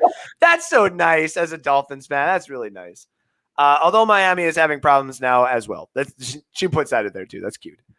Who is really the GOAT? Tom Brady, Manning family, or Manning family? Is this the Falcons fan asking that question? It is. Yes, it is. Stop it. Who really is the GOAT is still technically Tom Brady because he's got more rings than the whole Manning family still too. But oh my God, like I'm not gonna lie, I'm calling my shot right now. Arch Manning is gonna be the greatest quarterback of all time when he's done. Yeah. If he goes to the right damn team and if Peyton comes and steps in and be like, Arch is not gonna get drafted to the Jets or to they'll definitely do that. Cincinnati. They're gonna pull on Eli. They'll make sure he doesn't go like that. That's for sure. I agree. Remember that Dolphins chose Culpepper over Breeze. Ouch. That's true. It's very true. Harry needs to go to a Bear show and talk about running more. They also only had 13 rushes. Listen. I still love Harry, and I've been the one that stated that I do think his Bears are going to do better than they kind of have been showing right now. And I to be honest with you, what I saw from highlights, I don't think it's necessarily all Justin Fields' fault. And I'm not saying Matt Nagy is obviously throwing plays in there to have him fail or anything like that. I don't think Matt Nagy is ready to coach a good quarterback. That's just me. If Matt Nagy, and I'm only saying this because you're here, if Matt Nagy had Ryan Fitzpatrick, he'd be the best 8-9 team that the league would have for 12 years. 8-9. And he'd only be relevant because Fitzpatrick would be throwing for 5,000 yards, but he'd have 45 picks every single damn year, too. That is true. That is true. Matt Nagy would only stay relevant. I have 8 wins every single year. Okay, but you have 9 losses every year, you dumbass. And it's weird talking about a Bucs loss. Can't remember the last one, right? Fred, isn't it good? Yeah. And that's the thing, though, is that at least in this loss, we can talk about it and be like, this isn't something to worry about, though. When there is a loss, and if there is something to worry about, believe me, I would probably be the first show at Bucs Report to talk about it because I'm the one that can afford to get shit on this show, which is true. But I'm also the one, I have no problems having a more outside perspective of the whole NFL, right? Nothing, of course, to anybody at Bucs Report. A lot of guys are of homers, right? But for a good example, Rick Hughes a couple of times last year went against the grain. He wasn't actually one of the people, not saying at Bucs Report, but I had a bunch of people at the beginning when I said, Bucs might lose week 1 to the Saints here, guys. It's just Brady's coming in here. It's his first game. The Saints are still a championship caliber team with Drew Brees, even though he's noodle arm. And I got people be like, nah, man, this is going to be his coming out game. And I'm like, it's going to take a couple of weeks. Even when Joe Montana went to the Chiefs, that whole system was built for him to succeed. And it took him until week 7 or 8, I think, to really start popping off. Right. And that's what happened with Tom Brady. So same thing here, guys. We lost one game. We lost by 10 points and we lost to the guy who may actually this year win MVP. That's really nothing to be ashamed of here. Not at all. So absolutely true. And then Arch to the Falcons, calling it now. Oh, God. Let me tell you something, Kyle, right now. I guarantee you, I'm not a betting man. My buddy Andrew, who's really good at it, and Harry, who's really good at it. I will bet you name the amount. He is not going to the Falcons. I will put money on that now. I used to make those bets. I used to. And then Peyton Manning went to the Broncos, and I was like, okay, that's okay. And then Tom Brady came to the Bucs. And now I'm like, listen. That's different. They chose that. He's talking about Arch Manning getting I guess drafted there. Yeah, true. I'll put money on it.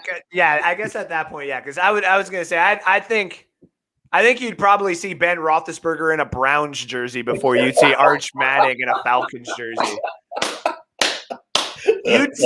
You'd see Aaron Rodgers literally traded for like a 6th round pick to the freaking Vikings before that would ever happen. And a pack of cigarettes, exactly. And a pack of cigarettes, like a heating pad for a fan up in the colder part of the stadium. Like, exactly. No, I agree with that. I got a couple of funny memes here tonight. Cool. I was hoping Matt Coulson was on for one of these. I'm gonna show you this one. It's like an inside joke. I wanted to trigger him. Don't believe everything you read on the internet. Bob Dylan said that. He's the drummer of Metallica. That's him right there. That is awesome. That is awesome. Matt Coulson, buddy, if you get to watch this later, I know you got things going on tonight, and I hope all is well. But if you get to watch this, just know that when I found this, I had only you in mind, buddy. I wanted to hear you be like, "Oh, good Lord." That's fantastic. Speaking of "Oh, good Lord," Tucker was caught saying, "Love Detroit, thinking about getting a place here." Right after he set the record for the 66-yard field goal. Justin Tucker's field goal, by the way, was 19 yards longer than the Bears' offense gained today. Wow! Wow!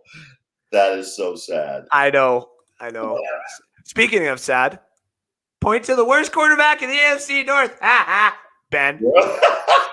You know what? They're not wrong. They're not. He's an old washed up. Yeah. My friend got caught cheating, and his girl responded by logging into his fantasy and just dropping Kyler Murray. Oh.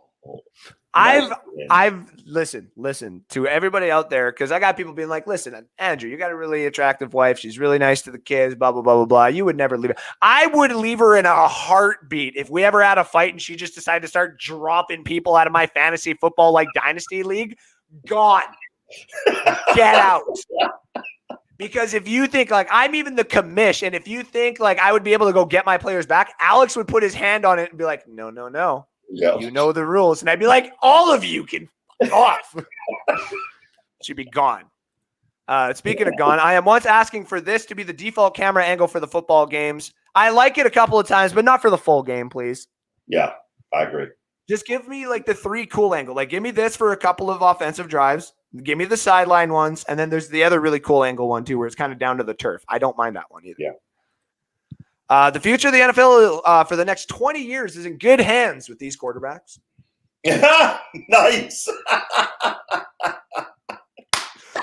Nice. I saw that one today, and I was just like, oh, the son of a guns. Like, am I really going to have them for that long? Like, holy cow.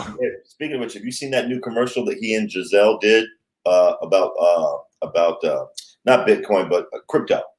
No, and I saw a highlight of it, but I gotta check it out still. It is phenomenal. Giselle sitting on the couch, and she says, honey, we need to talk about something. He said, we already did. I got 10 more years. Oh, Jesus.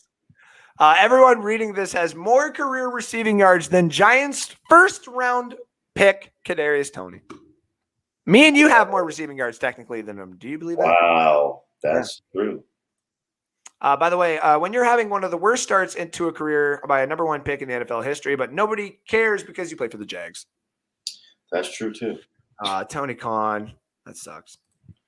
What else also sucks is anything that might even slightly disrespect your opponent, like, I don't know, backing up and walking into the end zone, will be 15 yards this year, Buster, but Lamar Jackson can just do a front curl into it. Yeah, that Tawny rule, man. I'm so sick of Roger Goodell. I agree. I definitely agree. Penei Sewell hasn't allowed a sack, by the way, since playing left tackle week 4 of 2018 at Oregon. Is that real? Yes, sir. Wow. This is the reason why, like, the day when we were doing the draft special, and I was getting Alex. I'm like, "Are you ready for Penny?" He's like, "Oh yeah!" I remember that. He was getting right excited, and then that name came in, and he was like, "Here we go!" Dude, that is crazy. He hasn't allowed a sack in 3 years. Right? You know, I hope Harry's. I hope Harry's still on. Just know, like, guys, like, I only take shots at certain teams when I do this. This was all made like a little bit quicker tonight. There's no real order in it, but there's a lot more Bear ones in here, and I'm really sorry, Harry. Know that it's nothing personal. It's just the ones I found. So, the Vikings do field goal post. And we got you, don't worry. Over the summer, someone said, watch out for Justin Herbert. Patrick Mahomes says, I'll see it when I believe it. Well, they're buddy. 1-2. They're 1-2. Yep. The vaunted KC Chiefs are 1-2. Listen, I'm actually quite happy that the Chargers won it, because I do have a side bet with somebody that I said that the Chargers were going to beat the Chiefs both games this season.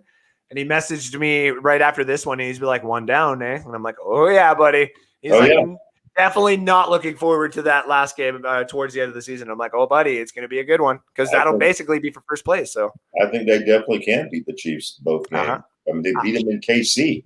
That's like Justin Herbert is the truth. All these people talking about, baby goat, this and all that other. You don't hear that crap no more. But all these people are talking about the baby goat. Justin Herbert is building a nice case for himself down in LA.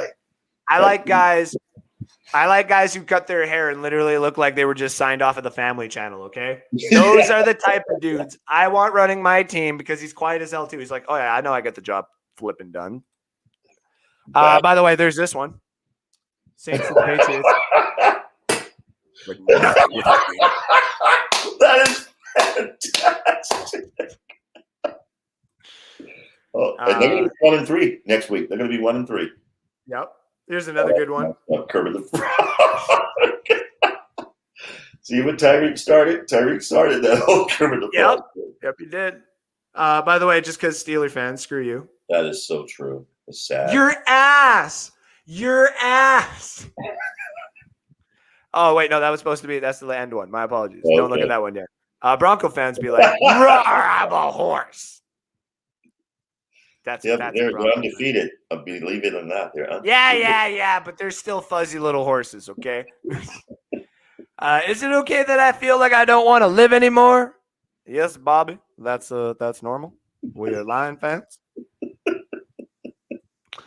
Imagine how good the Lions would be if they were able to trade for this guy. Yeah. I said it earlier, and I love it. So savage. I'm sorry. Raider fans logging on to Facebook to brag about them being first place for the first time in nearly 2 decades. You could use that time to talk about baby mamas. No, I'm just kidding. Justin Fields completed 6 passes for 68 yards versus the Browns, and then also lost a total of 67 yards after being sacked 9 times, meaning that the Bears only had 1 yard passing in Fields' first start. Wow. I know the stats for that game are just really, really bad, man. Wow. And I saw someone on Twitter go hard to be like, you start Justin Fields at your quarterback spot this week, or you're going to be sorry. He's going to be top 3 quarterback. I'm like, dude, right now he's bottom 3 quarterback. Like, it's that bad. He's that bad. I was today the years old when I found out this was a hooker. What's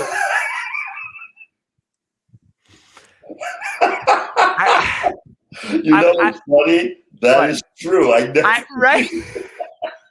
I'm today years old. When your dad drags you away from Fortnite to watch his ass whooping. Hashtag today. And now my favorite ones to end the show. This one was sent in from a fan. Rick after Winston threw his first interception.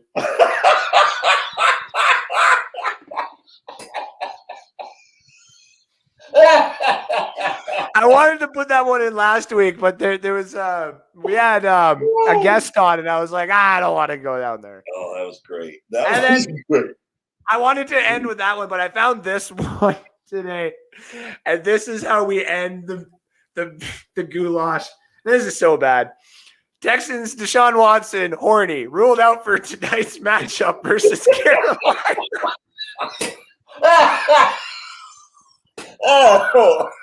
I can't believe. Ladies and gentlemen, that's been the goulash. Stupid Bucks fans say. That was great. That was great. That's my favorite one out of this so far, man. There's been a couple. Maybe the Hulk one too. That was another good one. What the hell, Bruce? That was good. I just got back from a wedding like a couple of hours ago too, and I am still just in like wow mode because I literally, buddy. So apparently my phone has been just going off. Apparently my flower girl video has officially been posted. So if anybody would like to see me how I was the flower man yesterday, you can go on my Facebook and see it. And if you can't get on my Facebook, I will have it next week available on here. Couple comments here before we get going here. We Bucks fans got to wait until the bye week to see where this team is at. Hey, that's a good point too, Christopher Cole. You on point tonight, buddy. Agreed. Matt is passed out drunk from celebrating the Bucks loss. Hater 19-1.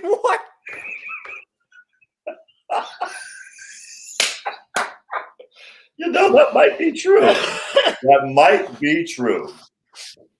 I mean, it might be the furthest opposite from the truth. It's like, no, Matt has been saying, and he's been getting on Fred the whole time. He has been saying, we've got to lose a game. We've got to lose. And that's what Fred's doing. Man. That's good. Fred, you killing me tonight, man. You killing me. That was great, Fred. Kyle Yates says, never say never. No one thought the Browns would be contenders. I bet no one saw Brady go to the Bucks. Matt Stafford to the Rams, too. It's the NFL. Anything can happen. Do not test the NFL God. Yeah, I mean, I'm not going to lie. Yeah, please don't do that anymore. I agree with him. Hey, man, if Arch Manning wants to come to the Atlanta Falcons, just sure, cool. They're like, I ain't pissing off. No, I'm not. Nope. I ain't dealing with 20 years of that, dude. No. I agree with you. Or him on the Saints? I don't even want to know about it. I was going to make a bad comment about their stadium. I will leave them out of that. William Michael Freeman says, do you think Tampa Bay Buccaneers will have Tom Brady and his best tight end for 2 more years? I've been on record stating that I think that Brady would stay here at like this year. And he's got 1 more year left with us, and then he might try to get into the either ownership or personnel type with the Buccaneers. And I still hold true to that. So I guess that would go into the 2 years there. Yeah. With Gronk, Gronk has got another, I would say personally, this is just me, I think he would have another 2 years left in him where he could still do some damage. Right. But maybe next year he starts falling off and you don't necessarily see as much of him, and maybe a little bit more O.J. Howard if we keep him. What do you think there, Steven? Well, I agree with everything you said. I think the main reason why it's 2 years, exactly what you said. Brady's going to do it this year, and he's going to complete his commitment because that's what he said he would do. And I think he wants to do something else afterwards, because I think his wife wants him to do something else afterwards, because he's saying he's going to leave when he's 45. Yeah. And I know the moment he leaves, Gronk is gone. Oh, Gronk has already been on record saying he won't play for any other quarterback but Tom Brady. Yep. So the moment Brady leaves, Gronk is leaving too. They're just a package deal. Well, sorry about that, guys. I just had a very bad in my throat. Like I said, I'm still recovering from this party here. My God. I basically agree with him there too. First time tuning in, guys. Great show. Cajun Buck. Yeah, I was going to say you're a new face here tonight too, buddy. I appreciate you tuning in. Listen, I keep this energy up whether we win or lose or tie, man. But understand that I get a little bit more heated when we play the Saints. Like when it comes to week 8, I'm going to have like F the Saints like all week. Like I'm going to wake up at a specific time, like whatever their time is in New Orleans that they like pray to or whatever. I'm going to go #fuck the Saints at that specific time. You have to understand, this is very recent for me. And I've even stated in my life, because I cheer for the Big Four, I cheer for football, I cheer for hockey, I cheer for baseball, and I cheer for basketball. I got my teams in all of them, and it's not Tampa Bay for every single sport. I actually don't really care for the Lightning. That's a different story. But that being said, I don't necessarily hate that many teams. If you're a Boston Bruin fan and you can actually, like, we hold like a good conversation, sure. But if you're the typical Boston Bruin fan, I don't like you. Right. That's why I actually respect Joshua Cole-Allen. He is a good Boston Bruin fan. And he only starts talking, like, say, crap or whatever when he needs to, right? When someone goes after him. But when me and him have talked, he's been like, you're a Red Wing fan. We've had a great rivalry. This has been fun. I'm like, right? But I'm going to tell you right now, I applied for a job not that long ago, and I had to get some little picture taken or whatever after the whole thing was done. And this girl was there, and I had to do like a little, not 5-minute interview, but she sits there and you got to talk to her while she's printing it all out kind of thing. She saw that I was wearing my Bucks jersey, and she's like, hey, a big Bucks fan, right? And I go, hell yeah, we just won the Super Bowl. She's like, I'm a Saints fan. And I'm like, cool. Can I possibly go over there to the next person to get help? And she laughed, and I'm like, yeah, no, I'm kind of serious, man. Like, I hate your fan base. You know what I mean? And I was trying to make it a joke, like, respectively. And she goes, yeah, you Buccaneers would always cling on to the very little that you have. And I'm like, oh, like our 2 Super Bowls compared to your 1? Like, that 5 minutes, she wishes she could get back because she didn't want to start that beef with me, and it was great. I said, you're like, Drew Brees has got more records than your damn 02 Hall of Fame class. And I'm like, yeah, congratulations. I also got to watch him at the end of his year noodle arm himself back to the freaking, like, it was great, man. I hated her, and I still hate her to this day, but I'll remember her because of the conversation we had. And she's probably actually, she's from Austin or something like that. So, like, if you ever see this chick down there that's just really pissed off at some Canadian in Edmonton because I talk crap about her Saints, you could be like, I know that guy, and screw you too. Steven just told you Brady is playing 10 more years. I mean, hey. That's what Brady said. I didn't say it. He said it. I mean, true. But also at the same time, if Brady's going to throw 432 yards at the age of 54, I'll fucking take it. I don't care. I'm at this point where I'm all for it. So, absolutely. Fuck the Saints all day. Thank you. Cajun Bucks. Nice. You are allowed on this show anytime. I will have, yeah. You're my favorite. You're my favorite. You're one of the 3 favorites for tonight. This is one of the other top comments of the day. Nice. What do you think about Steven Stamkos for the Tampa Bay Lightning? Now, okay, to end the show, I'll just say this. As a hockey fan, what I thought the Lightning should do this offseason, respectively, is 1 of 2 things. Keep the main core that you possibly can and just try to go for as many cups as you can because you're still a good team. Fuck what anybody else really says on that because I may not like the Lightning personally, but that's still a Stanley Cup championship team, even if you lost 10 fucking players. Doesn't matter. Right. I think what they should have done is they should have traded Stamkos somewhere and got a package deal with a couple of draft picks, maybe a couple of prospects, just to put into the system to allow them to be a little bit more competitive because they are thin. And if they get a couple of bad injuries, like you're not going to be able to do the Kucherov thing of last year, but still a good team. And I have no problems with Stamkos. I have my rivalry with the Lightning or whatever stems from Cronwell Game 6 and the suspension. And to any diehard hockey fan, you'll know exactly what I'm talking about. And you'll come in here and be like, he deserved it. And we can talk about that on North Sports because I have hockey talk starting to come into North Sports Dynasty on the second half of shows with me and Alex here in the next upcoming week. So go tune into that. Go Bucks from Fred Moore and Oilers 2022. Now everybody's talking crazy. Let's get the hell out of here. Steven Glasker, tell everybody where they can find you. Well, first of all, Andrew, thank you for having me on the show. Great show tonight, man. That was awesome. I love some of the comments. I love the memes. They were hilarious. Yeah. Thank you very much for that. You guys can find me as well as Matt Colson and Teresa Baxter, Miscreant, on Saturdays at 9 Eastern. The Miscreant Mayhem Show. So we'll look forward to seeing you there. And we'll look forward to seeing you again, Andrew, next week after the games. Thanks, brother. Hells yeah. Thank you for tuning in. I'll be on as many times as I can. I'm usually when I'm home and I'm working on stuff. If there's a show on, I'll pop it on if I usually can. So appreciate you. Appreciate you too, buddy. Have yourself a good night. We'll talk to you soon. Take care. All right. To the rest of you guys, Kyle, fuck Ken Holland. Damn rights. To the rest of you guys and gals, thank you for tuning in tonight. I really appreciate all the new fans we got in here tonight. And to, I think it was William Preeman. If you want to ever talk hockey, buddy, follow me at North Sports Dynasty. Our show is strictly basically dedicated to fantasy football, obviously, throughout the football season. But we are dedicating to the second half of the show, basically towards like the hockey talk and the basketball and the baseball, giving everybody the updates on that.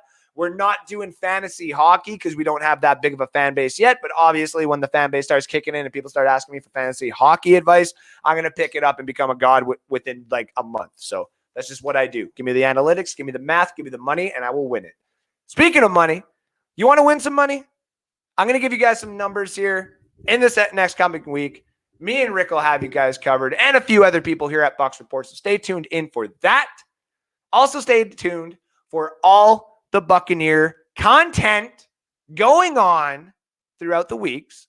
You can find everybody doing something at different points of the day. We try to obviously keep it nice and consistent one after another, but we all got lives too. The boss man can't pay all of us. It's just the way it is. He's giving it all to me. No, I'm just kidding.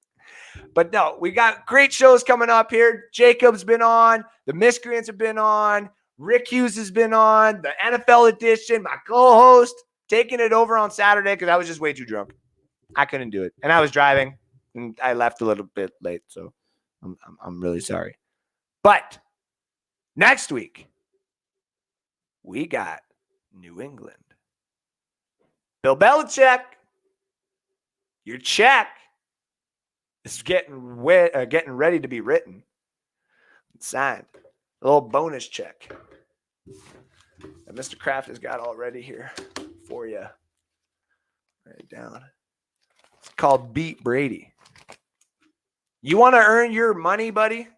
There's certain situations that happen in sports that whether you're a head coach or the player, you cannot let them win. And I'm going to tell you right now that the Patriots will do everything in their power to make sure the Buccaneers lose at Gillette Stadium. And I'm here to tell you that I may have called the Week 4 loss at the beginning of the season. I do not think I am calling a Week 4 loss here for your Tampa Bay Buccaneers. We will get into that next weekend. We'll talk about some of the things that are going to happen. I'll pop up on some of these post and pregame shows to talk a little bit more with you guys and gals. But until next weekend, I'm your host, Andrew Faubert, live from the cheap seats, here to give you guys all your Buccaneers content every Sunday, usually around 6:30 p.m. Mountain Time, 8:30 p.m. your time. But we let the post-game show go on with Mr. Rick Hughes, and we come in afterwards to give you guys a nice late edition and a late talk when we have these late games. Isn't it nice? We get to have some fun here. And the only reason we get to do that is because you, the fans, make it happen. So like, share, follow North Sports Dynasty, Bucks Report, and all the content creators and writers we got here on Bucks Report. And I will see you guys next Sunday for talking about our Patriots. So you know what I like to say. Take care now. And bye-bye then. T-minus 20 seconds.